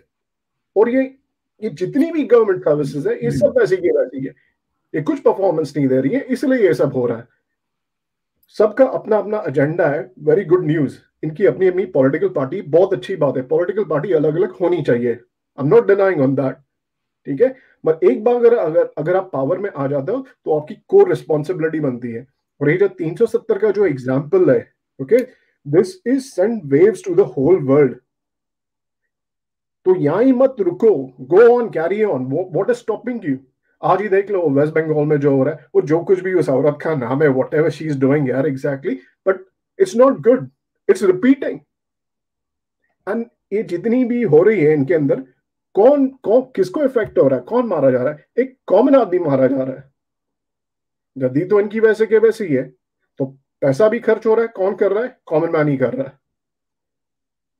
This is my take की एग्जाम्पल तो सेट करना पड़ेगा, and you will have to take tough decisions, और you gonna get heat internationally. नहीं करोगे तो भी मिलने वाला ही है। और जो कुछ भी अब तक जो बोलते ना कि इंडिया की जो रेपुटेशन थोड़ी बहुत बनी है, वो पूरी की पूरी खत्म हो जाएगी। Will be going to back to the pavilion, square one. That's all from addition from me. Thank you very much, and my sincere apologies if it's hurt anyone's sentiment or emotions. That was not my intention. Thank None you. on the screen. None on the screen, as far as I know. Off screen, somebody must have got hurt. I don't know. 6 on the screen. I think you're okay. All right. Okay. Thank you. So you're the common man. He's the common man who came on the show as well. Common man. इन्हीं का कल एक छोटा सा इनका एक खुद का शो भी अभी कर रहे हैं, you know, series. Maybe you want to talk a little bit about that as well. Just a brief 2 second, 3 second. Sir मैं बेसिकली मैं एक पहला सेशन है मेरा, तो मैं इस पे बात करना चाहता हूँ, and it's not me trying to educate, मैं किसी को सिखाने की कोशिश नहीं, मैं आप लोगों से सीखना चाहता हूँ। और टॉपिक ये है कि अब behaviour and mindset pre and post independence day और इंडिपेंडेंस, ये हमारा जो बिहेवियर और माइंडसेट है उसके पर है पूरा topic. And this can include politics, this can include, you know, daily political science, even culture, religion, जो कुछ भी है, it's I wish to be open actually on it। पर क्या है कि मेन मुद्दा इसमें ऑब्जेक्टिव क्या है पूरे टॉपिक का, कि जो कुछ भी हमारे पास अच्छा है, हमें अच्छा दिया गया, लेट्स कीप इट। और जो कुछ भी अच्छा है but it's out of dated, I think we need to make it obsolete and think about something. What is negative is negative. If we can beat it, it's fine. But you can't win all of them. So move on. Let's come up with some constructive solution. और ये जो छोटी छोटी चीज है, वहां से अगर हम छोटी सी चीज से अगर चेंज लाएं, वो छोटी से छोटी collectively बहुत बड़ी बनेगी. And that's how the whole nation and one day the world will improve and humanity will improve. That's the goal on it. बहुत बड़ा गोल है, मैं छोटी चीज से स्टार्ट करते हैं. Best of luck. Perfect. Thank you. All right. So just because we're going to end this stream in the next less than 5 minutes, I would say, I promise. So please, Leena ji and Gaurav, मैंने आपको ले तो लिया है. Let's make it very quick, both of them. Can I go first? Yes, please. Go ahead. Yeah. I just want to say कि अभी ये talk. ये topic continue करना ये करते थे. और मुझे बहुत सुन के तब शायद सारे मीनिंग समझ में नहीं आते थे, बट अभी बड़ा होके तो बहुत समझ में आ रहा है। और ये कितनी देर, मतलब कितनी देर हम बातें ही करते रहेंगे। माय इशू इज दैट कि अभी एक्शन का टाइम आ गया है, और अगर कोई, मतलब मेरे घर तक कोई आया नहीं है इसलिए मैं व्हाई शुड आई बॉदर, ये जो एटीट्यूड है हमको छोड़ना पड़ेगा।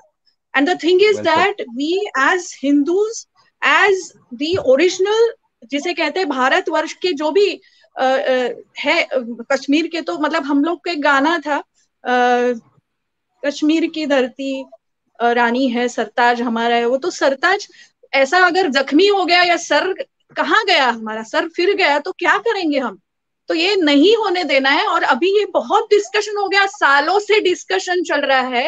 And Hindus can stay anywhere else in the world, in any country, proper like US or UK or Europe, with respect other countries also, but in their own country, if they can't live in their own land, it is shame on all of us. और मैं सुशील जी को कहती हूँ कि मतलब ये मैं कुछ वर्ड्स नहीं ढूंढ पा रही हूँ कि मैं आपको क्या कहूँ, लेकिन बट मैं महसूस कर सकती हूँ। मैं बिल्कुल ये, मतलब ये कहना भी मेरे लिए है ये कि मैं आपके साथ हूँ और ये सब है। मेरा कहना है अभी बातें बंद, अभी एक्शन चाहिए। And we want to see our Kashmiri Pandits back in Kashmir in their own lands, and we want to see, I had visited Kashmir when I was in 5th standard, and वो कश्मीर मुझे वापस चाहिए, वो कश्मीर मुझे वापस चाहिए। और अभी एक्शन लेने की जरूरत है। डिस्कशन, मीटिंग्स बहुत हो गए, सालों से हम लोग करते रहेंगे और भारत के टुकड़े टुकड़े होते रहेंगे, वो नहीं चाहिए हमको। वहां से बंगाल, यहाँ से कश्मीर का तो हो ही गया, यहाँ से बंगाल छूट रहा है, नीचे केरला जा रहा है, ये कब तक? नहीं होगा ये। आई एम सॉरी, ये थोड़ा मैं रिलीजियस कुछ बोल गई, लेकिन दैट इज द फैक्ट। ये हिंदू राष्ट्र है और ये हिंदू राष्ट्र रहना चाहिए। हिंदुओं को अगर यहाँ जगह, उनकी जगह छीन ली जाएगी तो वापस देना सारे हिंदुओं का कर्तव्य है, ना कि केवल कश्मीरी लोगों का। आई एम सॉरी टू से this, I am becoming little, मेरा खून खोल रहा है, इसलिए मैं I can't control my words, but ये बहुत लिमिट हो गया है, ये लिमिट के बाहर हो गया है। None other religion can bear like this. तो अभी गीता सुन के कह के बहुत हो गया, अभी उठो धनुष्य बाण लेके और जो जिसको भी मारना है मारो अभी। बस यही मेरा कहना है कि ये युद्ध का समय है और युद्ध ही करना पड़ेगा। राइट, थोड़ा I am sorry. Let's not instigate anyone, but you know, we all understand. I could see that smile on Colonel's face, on Girijaji's face, and I can see, you know, the whole motive, Leena ji, इस session का और इस series का यही है कि अगर लोग अब अवेयर हो जाएं, बात करने की जगह अब कुछ एक्शन करें, I think our mission is accomplished. I'm sure Colonel will have a badge of honor, जिसे कहते हैं ना कि हाँ, जो इंटेंशन थी वो इंटेंशन से जिससे ये किया, I think our mission seems to be kind of, you know, starting to accomplish. So thank you for resonating with our, you know, sentiments and emotions. So मैं सबको जवाब देने की करूंगा बाद में, एंड में they will kind of conclude, but please गौरव बोले, आप म्यूट है। आप सभी लोगों को जय श्री राम। जय श्री राम जी। देखिए, लीना जी ने जो कहा, मोस्टली मैं उनकी बातों से एग्री हूँ, बस वो लास्ट में जो वो कह गई थी कि मारना मरना है, उससे मैं एग्री नहीं करता हूँ। बाकी उनकी और बातें जो थी सारी मेक सेंस, ठीक है। और उसी में मैं ऐड करना चाहूंगा, और मैं कुछ बताना नहीं चाहता, मैं आप लोगों से ही सीखना चाहता हूँ। मेरा क्वेश्चन है सिर्फ आप लोगों से सीखने के लिए कि when we say that our government is coming under pressure of under separatist forces like Gupkar gang and etc., and so why does our government come under their pressure? So I think, and I want to ask you, am I saying right, that basically we Hindus or Jains or Bauds, we are somehow unable to create that kind of pressure on our government?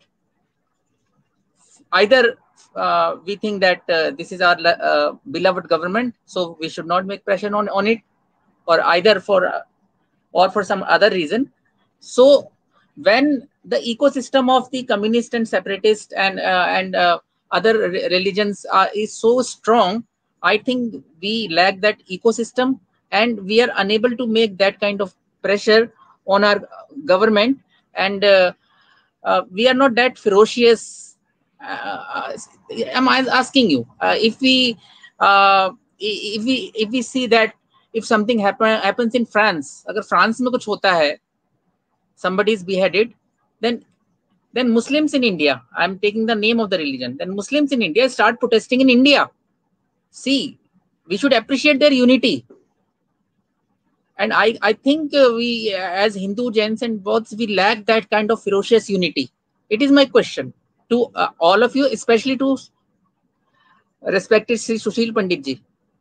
That's all I want to say.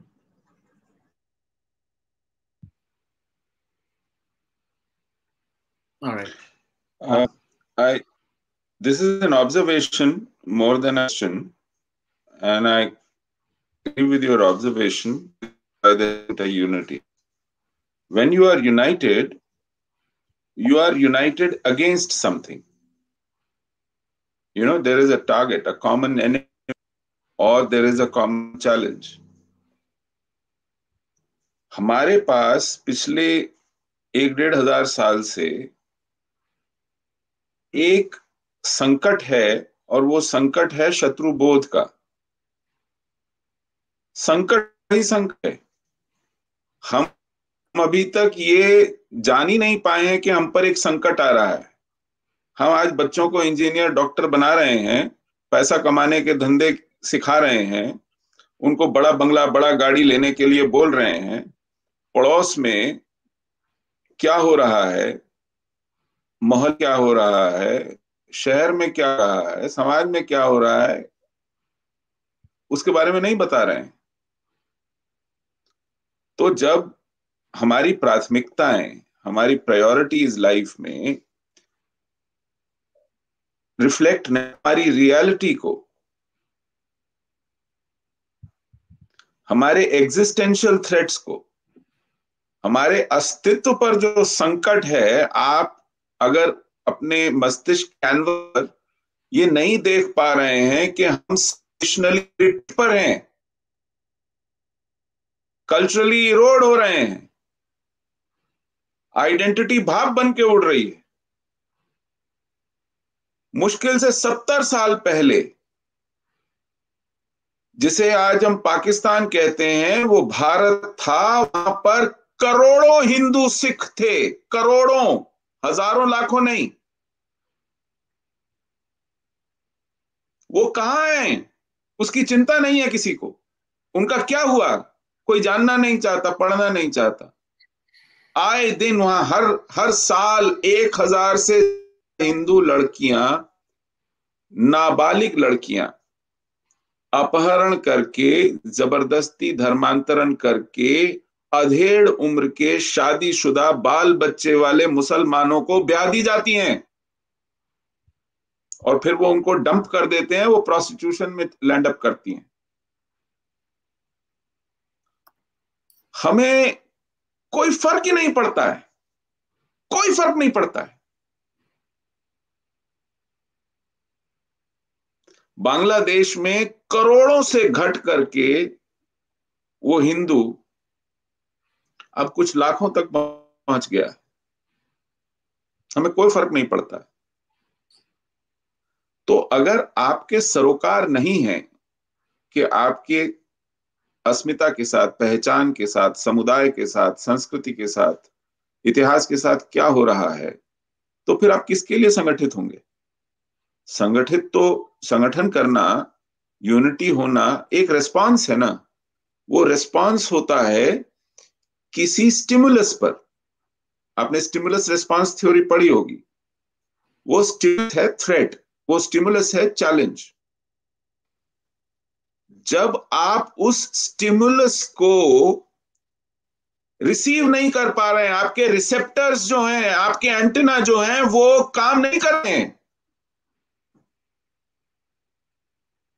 तो फिर आप कैसे unite होंगे? और वो antenna काम इसलिए नहीं कर रहे हैं क्योंकि हमारे यहां जो नैरेटिव है, जो डिस्कोर्स है, जो विमर्श है मेरे भाई, वो लॉपसाइडेड है। हमारी सरकार उस विमर्श में, हमारा शिक्षा व्यवस्था, हमारा मीडिया उस विमर्श में नहीं। वो विमर्श गायब है, वो डिस्कोर्स गायब है। तो जिस रेस्पॉन्स के लिए आप अधीर हो रहे हैं, उसको, वो आपके अंदर से तभी निकलेगा जब आप उस स्टिमुलस को रिसीव करेंगे, उस थ्रेट को, उस संकट को पहचानेंगे। वो पहचान का ही बोध है, वो शत्रु के बोध की ही परेशानी है।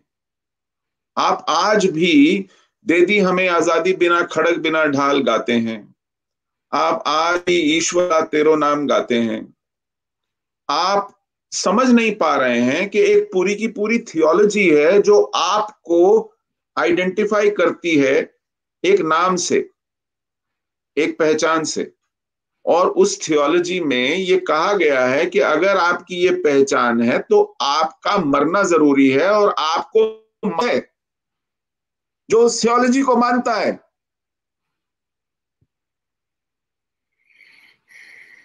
आप ना उसे पढ़ना चाहते हैं, ना उसे समझना चाहते हैं। आप देख ही नहीं पा रहे हैं कि आपके आसपास क्या हो रहा है। तो आप यूनाइट क्यों होंगे? किस लिए होंगे?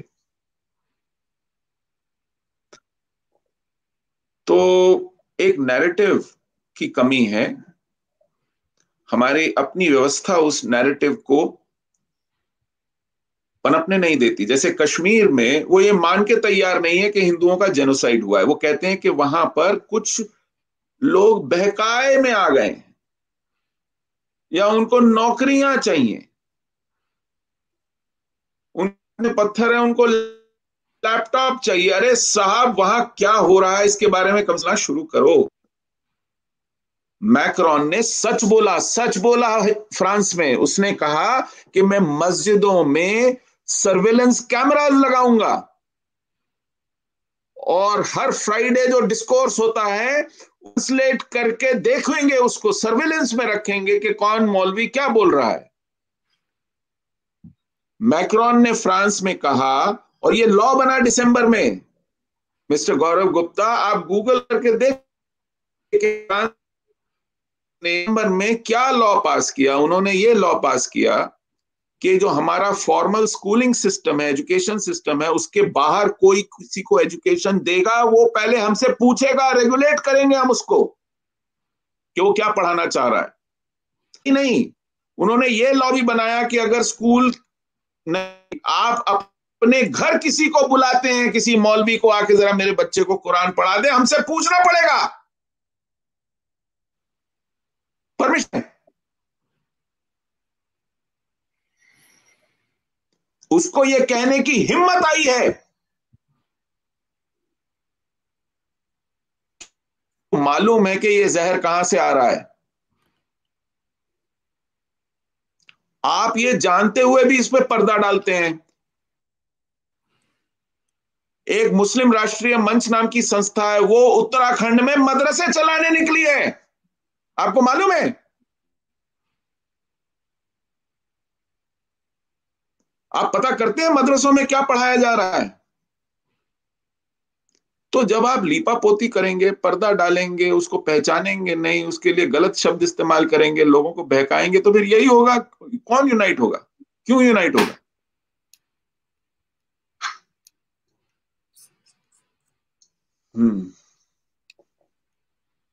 धन्यवाद। Great point. हाँ जी उज्जवल जी, प्लीज जल्द। एक इम्पॉर्टेंट क्वेश्चन रह गया सर, वो मैं श्री सुशील पंडित जी से पूछना चाहता हूँ, हम सब के लिए। सुशील जी, ये रोशनी एक्ट का, हाँ जी, वो काफी इसमें बहुत बड़ा स्कैम सब निकल के सामने आया, लेकिन उसमें अभी अपडेटेड वास्तुस्थिति क्या है?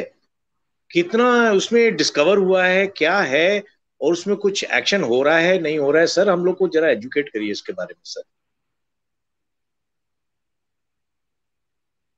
यही बड़ा इंटरेस्टिंग सवाल है उज्जवल जी। रोशनी एक्ट आप जानते हैं क्या था? ये पंडित अटल बिहारी वाजपेयी जी की जब सरकार चल रही थी, तो वहां पर फारूक अब्दुल्ला चीफ मिनिस्टर थे। उन्होंने कानून पास किया और उन्होंने कहा कि ये जो सरकारी जमीन है, जंगलों की जमीन है, इसके ऊपर लोग बाग, गुज्जर, बकरवाल, चरवाहे, गडरिये, कुछ शेड्यूल ट्राइब, कुछ लोग आके बस जाते हैं, तो ये उनको हम दे देंगे, सरकार उन्हीं को दे देगी, वो रहते हैं वहां पे, तो क्या करें। तो ये रोशनी एक्ट, सरकार ने कहा कि ये जमीन कैसे दी जाएगी, इनको सस्ते दामों में बेच दी जाएगी और उससे फिर जो पैसा आएगा उससे हम पावर प्लांट्स बनाएंगे। इसका नाम रोशनी एक्ट इसी तरह पड़ा कि पावर प्लांट्स बनाएंगे। सरकारी जमीन जिसके ऊपर लोग जम के बैठ गए हैं, स्क्वाटर्स हैं, हम कहेंगे हम इसको रेगुलराइज करते हैं, आप इतने पैसे दे दीजिए, वो पैसे देके रेगुलराइज हो जाएगी, फिर हम उस पैसे से पावर प्लांट्स बनाएंगे। तो ये रोशनी एक्ट था। अब इससे 25,000 करोड़ रुपए आना था। वो सारी जमीन रेगुलराइज होनी थी। वो सारी जमीन रेगुलराइज हो गई, आए 76 करोड़ रुपए। तो जमीन तो गई, पैसे आए सिर्फ 76 करोड़ रुपए। अब इस जमीन को किसने लिया? तो उसी भटिंडी फॉरेस्ट में, जहां सिंजवान कैंप के पास रोहिंग्या बसाए गए थे, वहां फारूक अब्दुल्ला ने जंगल के अंदर एकड़ों का फार्म हाउस बनाया सरकारी जमीन पर। इसी तरह वहां अन्य लोगों ने जमीनें सरकार की ले ली। रोशनी एक्ट के अंतर्गत बेनामी इधर उधर गांव चरवाहा ये सब सरकार लाख रुपए की जमीन जब्त कर ली, गबन कर ली। आप रोशनी एक्ट में क्या क्या हुआ, ये जब एक्ट पास हुआ था तब कहा गया 1990 तक जो जहां बैठा है उसकी रेगुलराइज कर देंगे। फारूक अब्दुल्ला की सरकार गई तो मुफ्ती मोहम्मद सईद की सरकार आई, उसने कहा ये 2003 तक जो जहां बैठा है उसको वहां तक बिठाए रखेंगे। ठीक है, अपने लोगों को भी जमीन बांट दी। फिर गुलाम नबी आजाद की सरकार आई, उसने 2008 में कहा कि 2006 तक जो जहां बैठा है उसको वहीं बैठा देंगे। तो अंधी लूट चल रही है सरकारी जमीन की एक्ट के नाम पर। उस हमेशा अमेंडमेंट करके आगे बढ़ाए जाते रहे और इस लूट में सभी शामिल थे, यहां तक कि 2015 में पीडीपी की सरकार बीजेपी की सरकार के साथ आई। रोशनी एक्ट में फिर आगे से सीमा और आगे बढ़ गई। हर सरकार अपने लोगों को जमीनें बांटने के लिए उसमें कट ऑफ डेट की अमेंडमेंट करके आगे बढ़ाती थी। अब बीजेपी पीडीपी सरकार ने भी यही किया, लेकिन 2015 में एक नौजवान एडवोकेट ने कहा यह तो अंधेरगर्दी चल रही है, जो सत्ता में आता है वो अपने लोगों को जमीन बांटने के लिए इस एक्ट थोड़ा सा अमेंड करके इसकी कट ऑफ डेट बढ़ाता है। तो उसने हाई कोर्ट में एक अर्जी लगाई, कहा कि ये लूट है। तो हाई कोर्ट ने पूछा, जवाब मांगा एलएनडीओ से। उन्होंने कहा अच्छा हमें बताइए कि अब तक रोशनी एक्ट में पट्टे किन किन लोगों को कहां कहां दिए गए हैं। उस पर पर्दा डाला गया तो हाई कोर्ट ने सीबीआई से जांच करवाई। सीबीआई ने पाया कि 95% लोग जिन्होंने जम्मू में रोशनी एक्ट में जमीन ली है वो मुसलमान है, जबकि जम्मू की मुस्लिम आबादी 40% भी नहीं है। तो ये हो क्या रहा है? तो ये रोशनी एक्ट की आड़ में जम्मू का एक डेमोग्राफिक इन्वेजन हो रहा है और इसलिए फिर high court of Jammu Kashmir ने इस पूरे एक्ट को रद्द किया और इसके ऊपर एफआईआर कॉन्स्टिट्यूट की और कहा कि अब इनके सब जमीनें वापस खींची जाएं। रोशनी एक्ट यहां पर आके अभी खड़ा है, लेकिन इसमें जिन चोरियां की हैं, see the such fraud possible because they are a low risk enterprise दिया कोर्ट ने। तो हम क्या करें? लेकिन अगर कोर्ट ने कैंसिल किया और आप चोरी करते पकड़े गए, आपको चौराहे पे हटर लगेंगे तो आप 10 बार सोचेंगे। लेकिन अगर आप मुस्कुरा के कपड़े झाड़ के निकल आएंगे, कहेंगे ठीक है साहब अब लैंड जो चोरी की थी वो चली गई, क्या करें, आपका नुकसान तो कुछ नहीं हुआ ना, मुफ्त की लैंड थी चली गई, आपकी थी भी नहीं। हमारे यहां चोरी एक लो रिस्क एंटरप्राइज इसी तरह बना है। बड़े बड़े पॉलिटिशियंस चोरी करते हैं, कोई रिस्क नहीं है, हंटर खाने का, फांसी चढ़ने का कोई रिस्क नहीं है। बट सर क्रिमिनल प्रोसिक्यूशन नहीं होगा इसमें क्रिमिनल प्रोसिक्यूशन नहीं होगा सर किसी का भी? भगवान करे हो ना, मैं तो कहता हूं हो। अभी तक तो ऐसा कोई एविडेंस नहीं है कि सरकारी जमीन गजब करने के अप्रैल, बताइए मुझे, अभी तक मेरे पास ऐसा कोई एविडेंस या एग्जाम्पल नहीं है। इसलिए ये बड़ा लो रिस्क एंटरप्राइज है। तो फारूक अब्दुल्ला और उमर अब्दुल्ला कभी जेल जाएंगे? रोशनी एक्ट को कंसीव करने वाले को जेल जाना चाहिए सबसे पहले। ये इंस्टीट्यूशनलाइज चोरी थी, डाका था।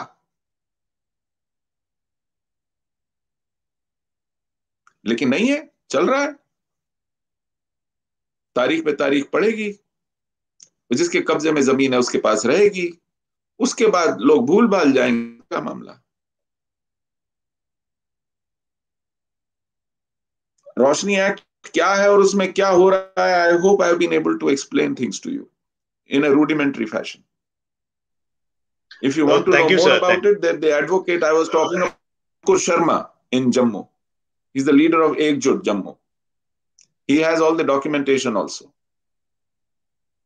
Thank you, sir. Jai Hind, Jai Bharat sabhi ko, sir. Thank you, sir. Sorry, I was on mute. Thank you so much. हाँ, गौरव बोलो, फटाफट बोलो. एक बात मैं आप सबसे कहना चाहूंगा, देखिए. हाँ, बोलो. सॉरी. नहीं, मैं कह रहा हूँ इन दोनों को कोई जाने नहीं देगा, लग रहा है आज 12 बज चुके हैं.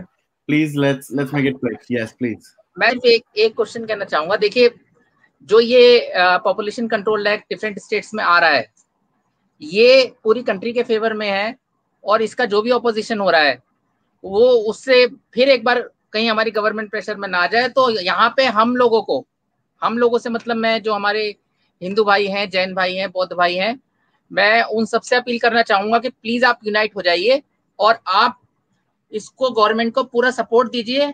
देखिए, जो अपोजिट इकोसिस्टम है वो कहीं आपसे ज्यादा स्ट्रांग एक बार फिर साबित ना हो जाए.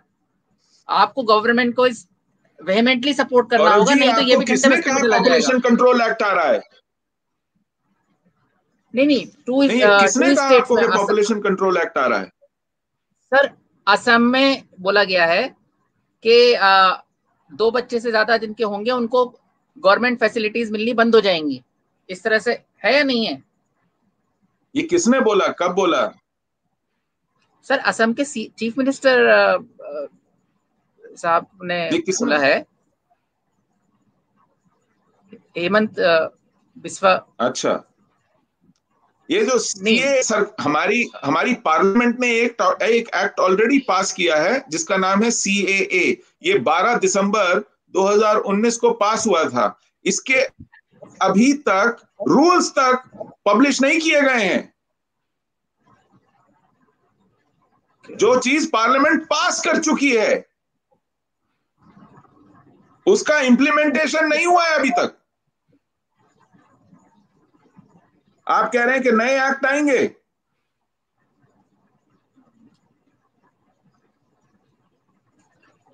सर, माफी चाहूंगा, मैं वही कहना चाह रहा था सर कि जो दूसरा इकोसिस्टम है वो बहुत स्ट्रांग है और हमारा इकोसिस्टम शायद उतना स्ट्रांग नहीं है. कैसे हम उसको स्ट्रांग बनाएं? कैसे?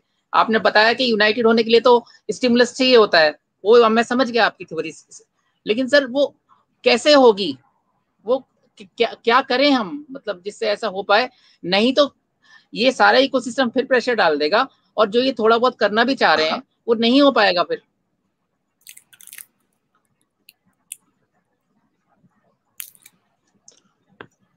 तो जो लोग अभी भी फ्राइडे मूवीज IPL में टंगे हुए हैं,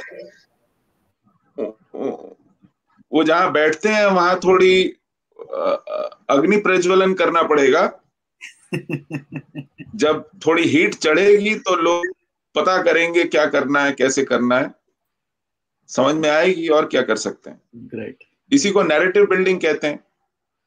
आप देखिए क्या ट्रेंड कर रहा है सोशल मीडिया में, आप देखिए न्यूज़पेपर्स में क्या ट्रेंड कर रहा है. जब आप चिंतित होंगे तो प्रॉब्लम सॉल्व होने की तरफ बढ़ेगी. वरना जब तक ये इक्वल एक्सरसाइज रहेगी, लफाजी रहेगी, तब तक ये भगवान भरोसे ही रहेगा. फिर मैक्रोन जहां बैठता है वहां लग गई है, तो वहां कानून आ गया है. वहां मस्जिदों में जो गैर कानूनी थी वहां आप सोच सकते हैं ये में कभी होता हुआ?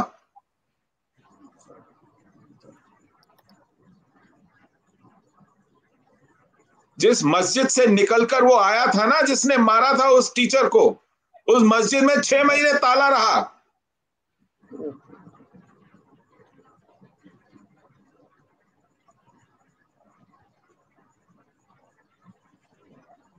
कान पे उन्होंने माफिया मांगी और उसके बाद कैमरा लगे सर्विलेंस के.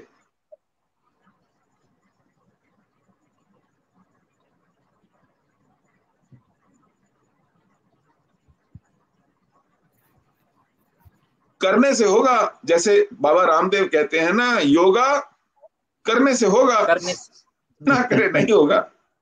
नहीं होगा. सही है सर, समझ गया मैं. Thank you, sir. Thank you so much. All right. Thank you, everyone. Actually, since we are almost at the end, hopefully, Gaurav, it's okay if I remove you from the screen. It's okay. And Ujjwal ji, kuch last aapne bolna ho to please. Both of you, you're done, right? Okay. Thank you so much. All right. एक और हैं जो अभी join करना चाहते हैं. I'll take him in, but Dr. Senthil, please make it very quick. Okay. Thank you so much. All right. एक और है जो अभी Dr. Senthil, your YouTube is on. Can you please turn it off? Make it very quick. Okay. Yes. Thank you very much for giving the opportunity. First, namaste to all of you. And first thing is that we should know the meaning of this namaste and our country name. And the reason why we are not united is because, somebody is following their religion properly and somebody is reading their religion. Whatever said in their religion, they are following it. Both the religions, if you see. They have been told that, if you go convert people and if you make everybody follow our religion, you will reach Jannat and, you will reach the heaven. And they are doing their job properly. That means they are following the religion properly and they are, doing what has been told. But in our case, I said namaste. The meaning of namaste is, you, the Jivatma, will mix and merge with the Paramatma through 10 ways, yoga, which is that unites the Jivatma with the Paramatma, with 10 ways, which is Karma Yoga, Bhakti Yoga, Jnana Yoga, Raja Yoga, Tapa Yoga, Japa Yoga, Tapa Yoga, Mantra Yoga, Yantra Yoga, Tantra Yoga, and Nada Yoga or Laya Yoga. This is the meaning of namaste. But if you ask me, it is supposed to be touching the heart and it is supposed to point towards the Paramatma. You ask every Hindu how many people know this meaning. And the name of our country name, we call it as Hindu. This is something I want to share it with all of you. We have been told that Sindhu is been renamed as Hindu. That is completely wrong. I'm going to give you a secret today. That is where the problem lies. The Hindu is a Persian name, which has been used to scold people, those who are in darkness. If they say Hind means the guy who is in darkness, who has not seen the light. This was used while compulsory conversion was happening. And those who did not convert, they were called as Hind. That included everybody other than one religion. That is why we so proudly say that ours is not a religion, ours is a way of life. Dr. Senthil, I will interject here for a very simple reason. 3.5 hours. I'm just finishing. Yes. Make it. I'm just finishing it. Thank you so much. Thank you. I lost it. So sorry. But I understand. That's why I came rushing actually.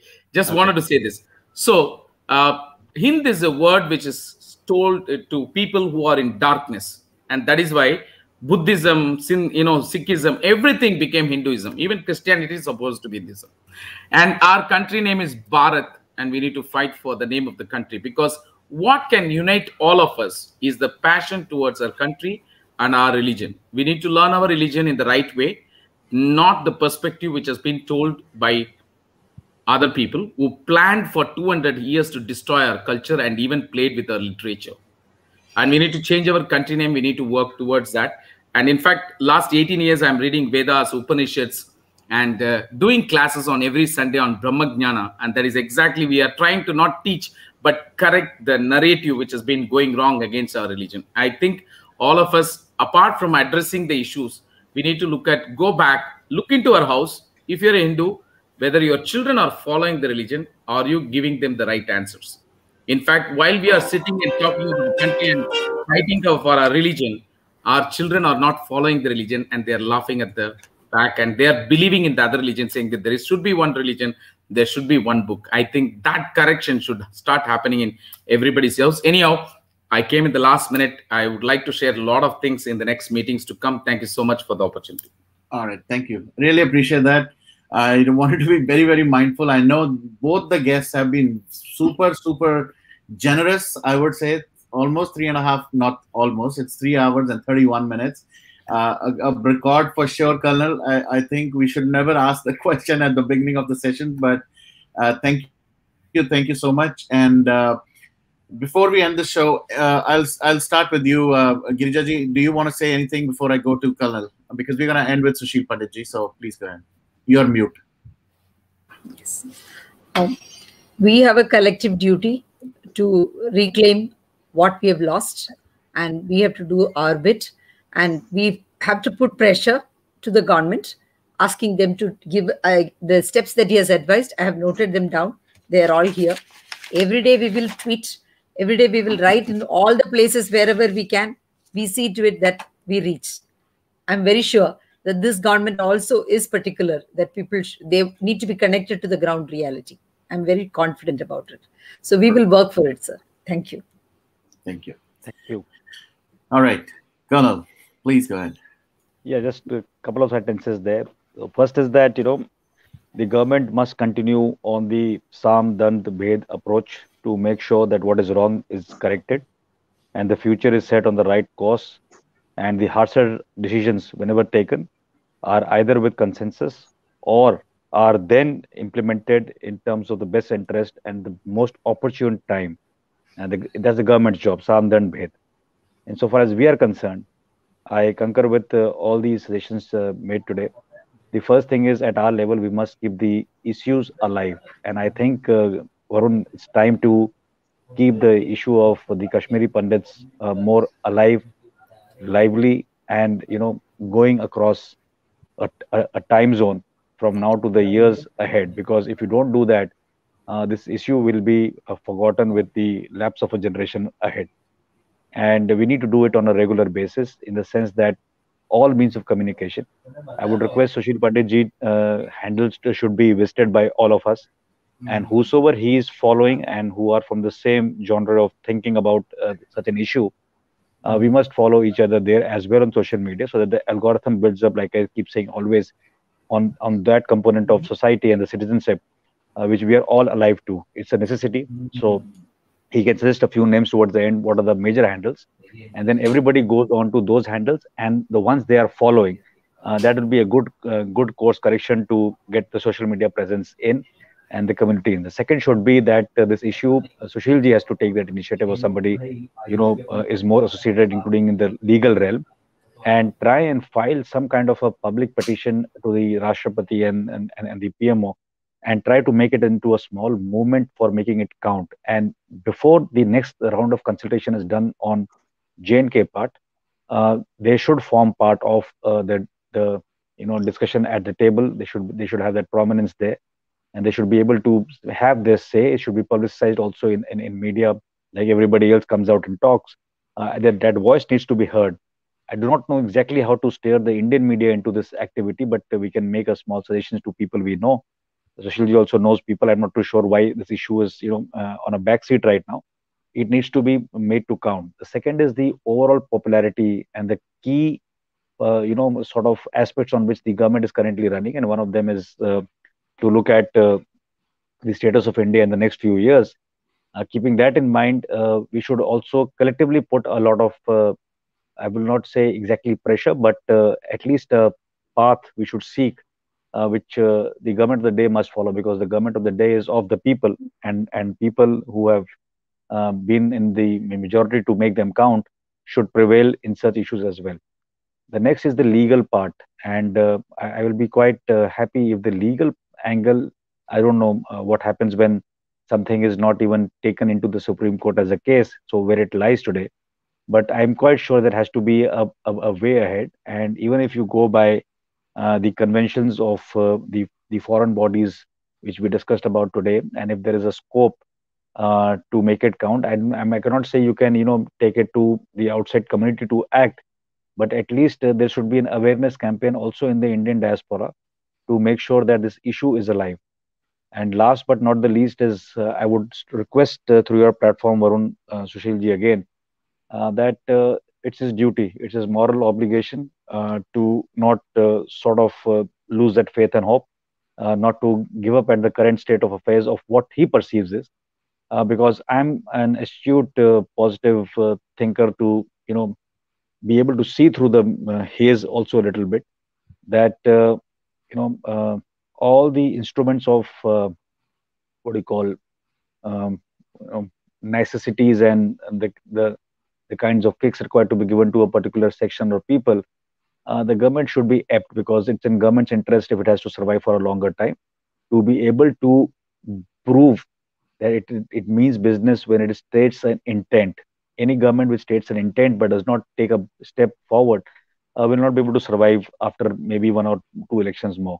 So it's incumbent on that government to see through, and it's equally incumbent on Sushil ji and everybody he knows, and all citizens like us who have been through as a you know sort of memory refreshment done today, to be able to take it as a greater cause, because finally, if we let them down today, uh, it is not going to resurface in the next generation. That's my personal belief.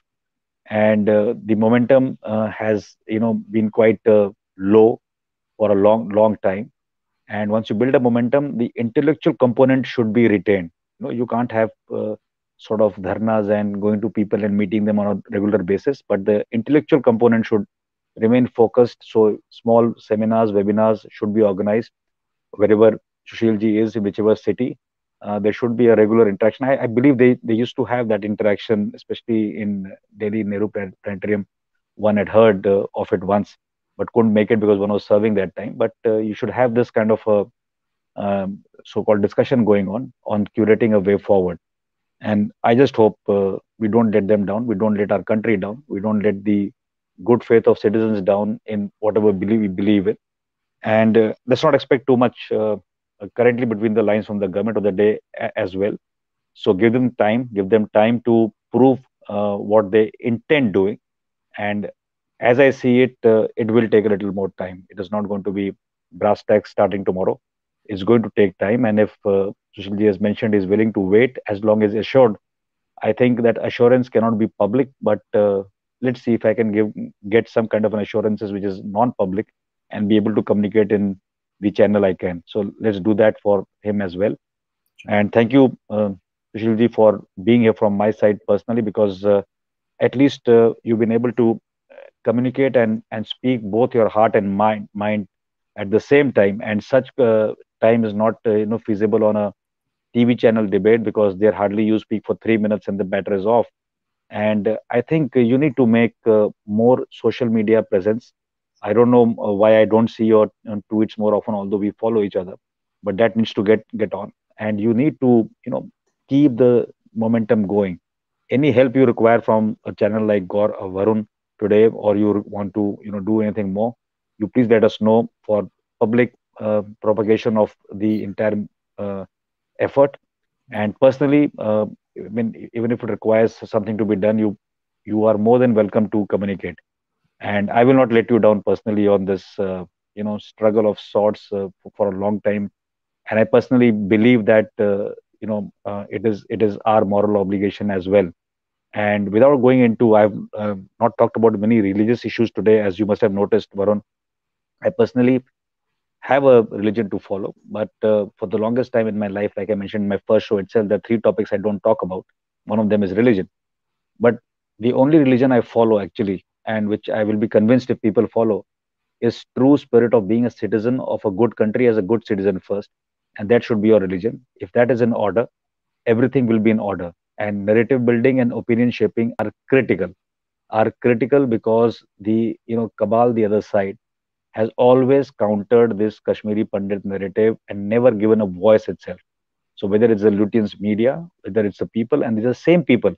Believe you me, when I start with the 3 people on top at the time of partition, those 3 people and their lineage going down, if you actually go through the entire set of that lineage, you'll come to know why the problems are not only arising and happening, but why certain issues are under wraps, why certain issues can't take a legal overtone, and why people have suffered with so much of pain and angst and still not found justice. So time has come. We can't go back to, say, a Nehru or a Indira Gandhi or anybody else in that dynasty, or Abdullahs, or even the other side, Jinnah and beyond. But certainly we can make our next generation much more aware. History books are distorted. There isn't a chapter on this particular genocide even to talk about, right?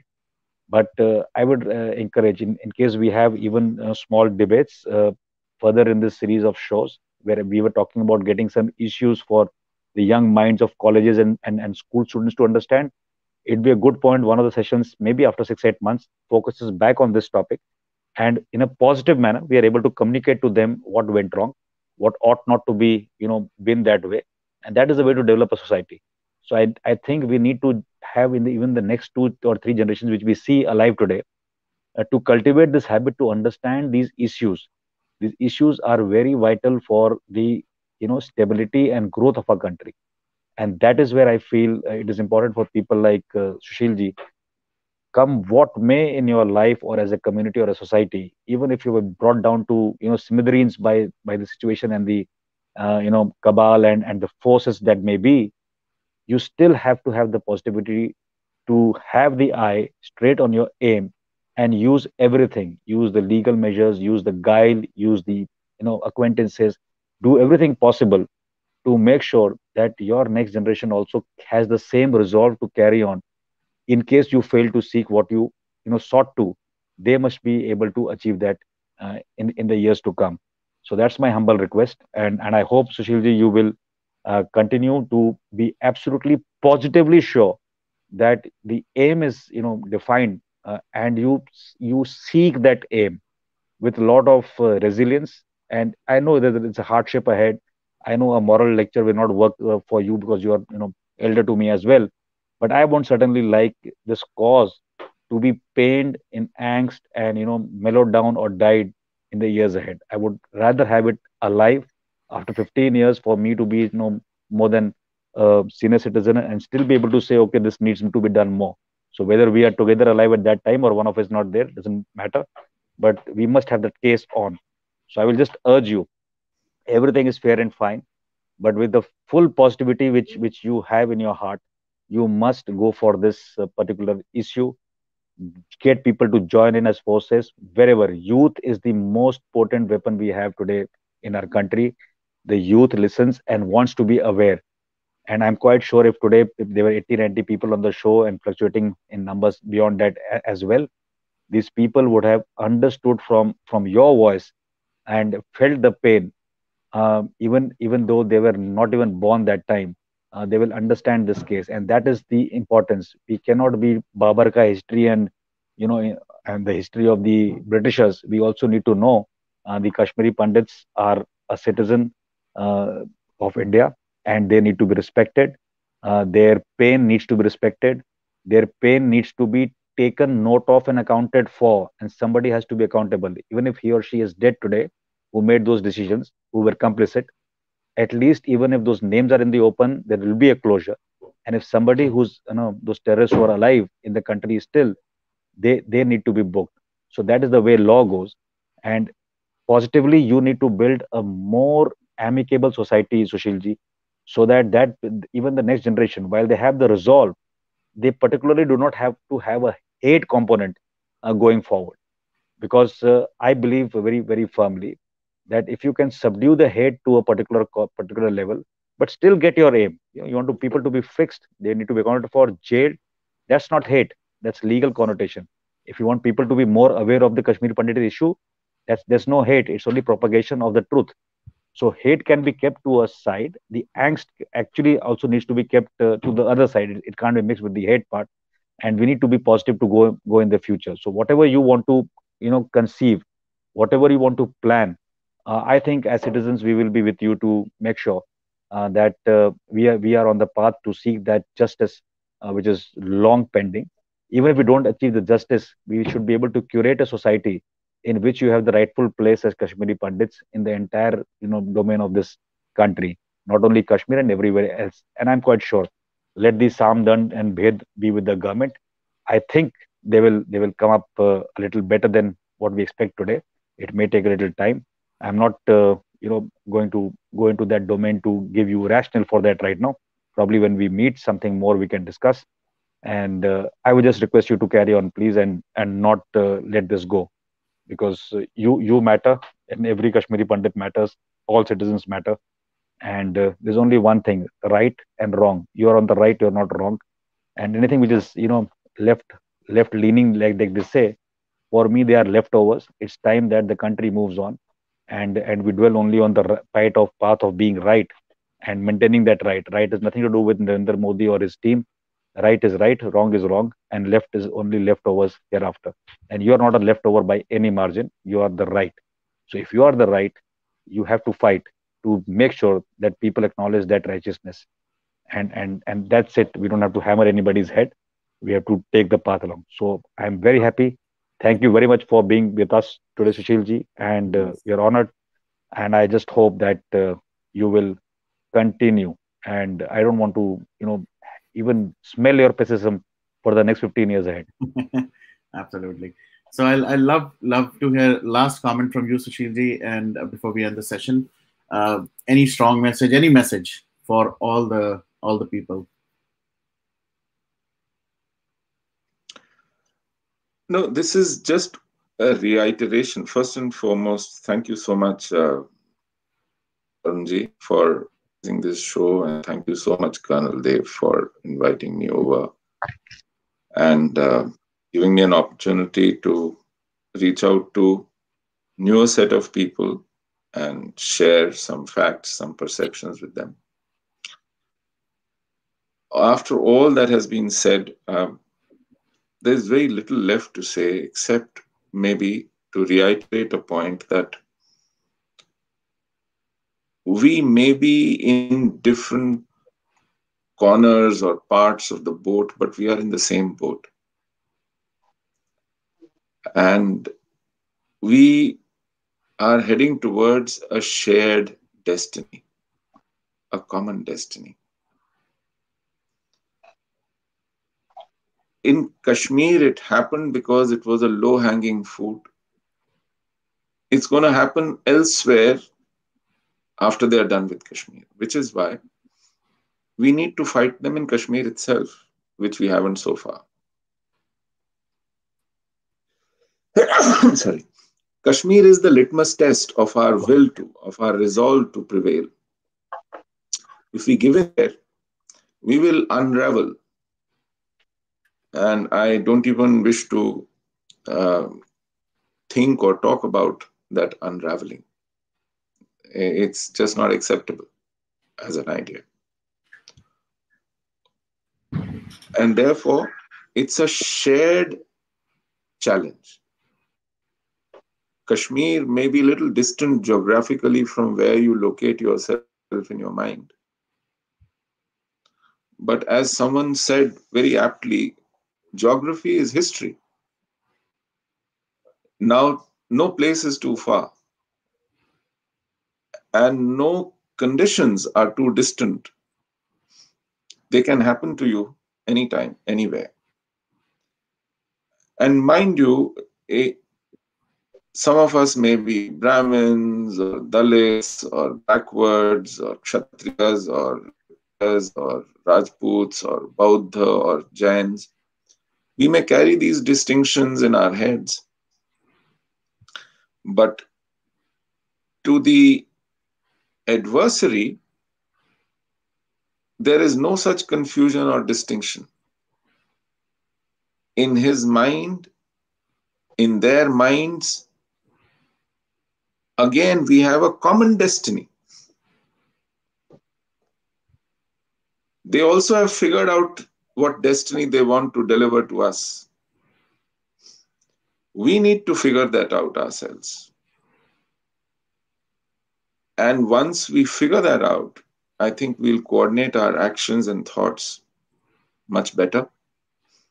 There is no question of giving up hope or action. I am sure I'm not running the world. I don't decide what might happen here. But I am equally sure of the fact that whatever little capability I have, physical, mental, emotional, I have right to do my best according to that ability. And that's the only right I have. I may aspire for a result, but I have no right to demand that result or to, in anticipation, do or not do anything because of that promised and not delivered result. I'll continue to, we all must continue to, irrespective of what result may or may not happen. That's what Bhagavad Gita tells us. That is left to the person up there who runs this world. And if he has to decide whenever and whichever manner he will, we must do our job. And I will do my bit. With or without anyone, I'll continue to. That much I have committed to myself. And we all need to make these commitments to ourselves, not to anyone else. Let's see. It's an interesting fight. And with all my anger, disappointments, frustrations, and sometimes despair, I must tell you, when you get down to fighting it, I enjoy it. I enjoy a good fight any day. I live for that. All the best to you. Thank you so much. And may God give you more power to push this narrative. This was very, very special. Thank you so much. Again, a very special thank you to you, Colonel, for bringing Sushilji here. I know it's your platform as much as mine. And Sushilji, with all due humility, this is your platform as well. Jab bhi aapko lage, whenever you feel like, of course, I cannot guarantee you a 3 hour, 4 hour, 5 hour, that I don't know. But आज का ये session मैंने देखा जिस तरह से लोग, और अभी भी अगर मैं इसको कंटिन्यू करना चाहूंगा, there will be more people who will continue till morning, you know, आपसे बात करना, कर्नल से बात करने के लिए, you know, the thing with colonel and us is, ये होता है जब इनका सेशन होता है तो it goes on and on. But for you as well, for the very first time, first I will apologize, मुझे नहीं पता था इतना लंबा होगा, but thank you so much for being so graceful. इतनी पेशेंटली हमारे साथ बैठ के हमें इतनी नॉलेज, हमें एजुकेट किया आपने. So somebody who was very very ignorant, I can say, you know, एक तरह से कॉलेज की एक डिग्री का एक फर्स्ट सेमेस्टर मेरा आज शायद क्लियर हो गया, मुझे ऐसा फील हुआ है. So thank you for doing this for me and for many more people who are watching. Please feel free, जब भी आपको लगे नेक्स्ट टाइम, हम तो इनवाइट करेंगे ही, but whenever you feel you want to talk, whenever you need this platform, it's for you. So एक बार फिर से thank you so much. For people who are asking, I have tagged his Twitter ID to his name. It's Neelakant. Please do follow. Please you know, follow him on Twitter as well. And I don't know if there are other social media handles जहाँ पर आप चाहेंगे लोग आपको follow करें. Thank you. I'm on Koo as well. Okay. I'm Sushil Pandit on Koo. Yes, and I have my Facebook page. I'm there as well. Perfect. Thank you. All right. On that note, thank you so much, everyone, for another marathon session, but a very useful and very positive session. We'll see you guys later. Jai Hind. All the best. Jai. Jai. Thank you so much.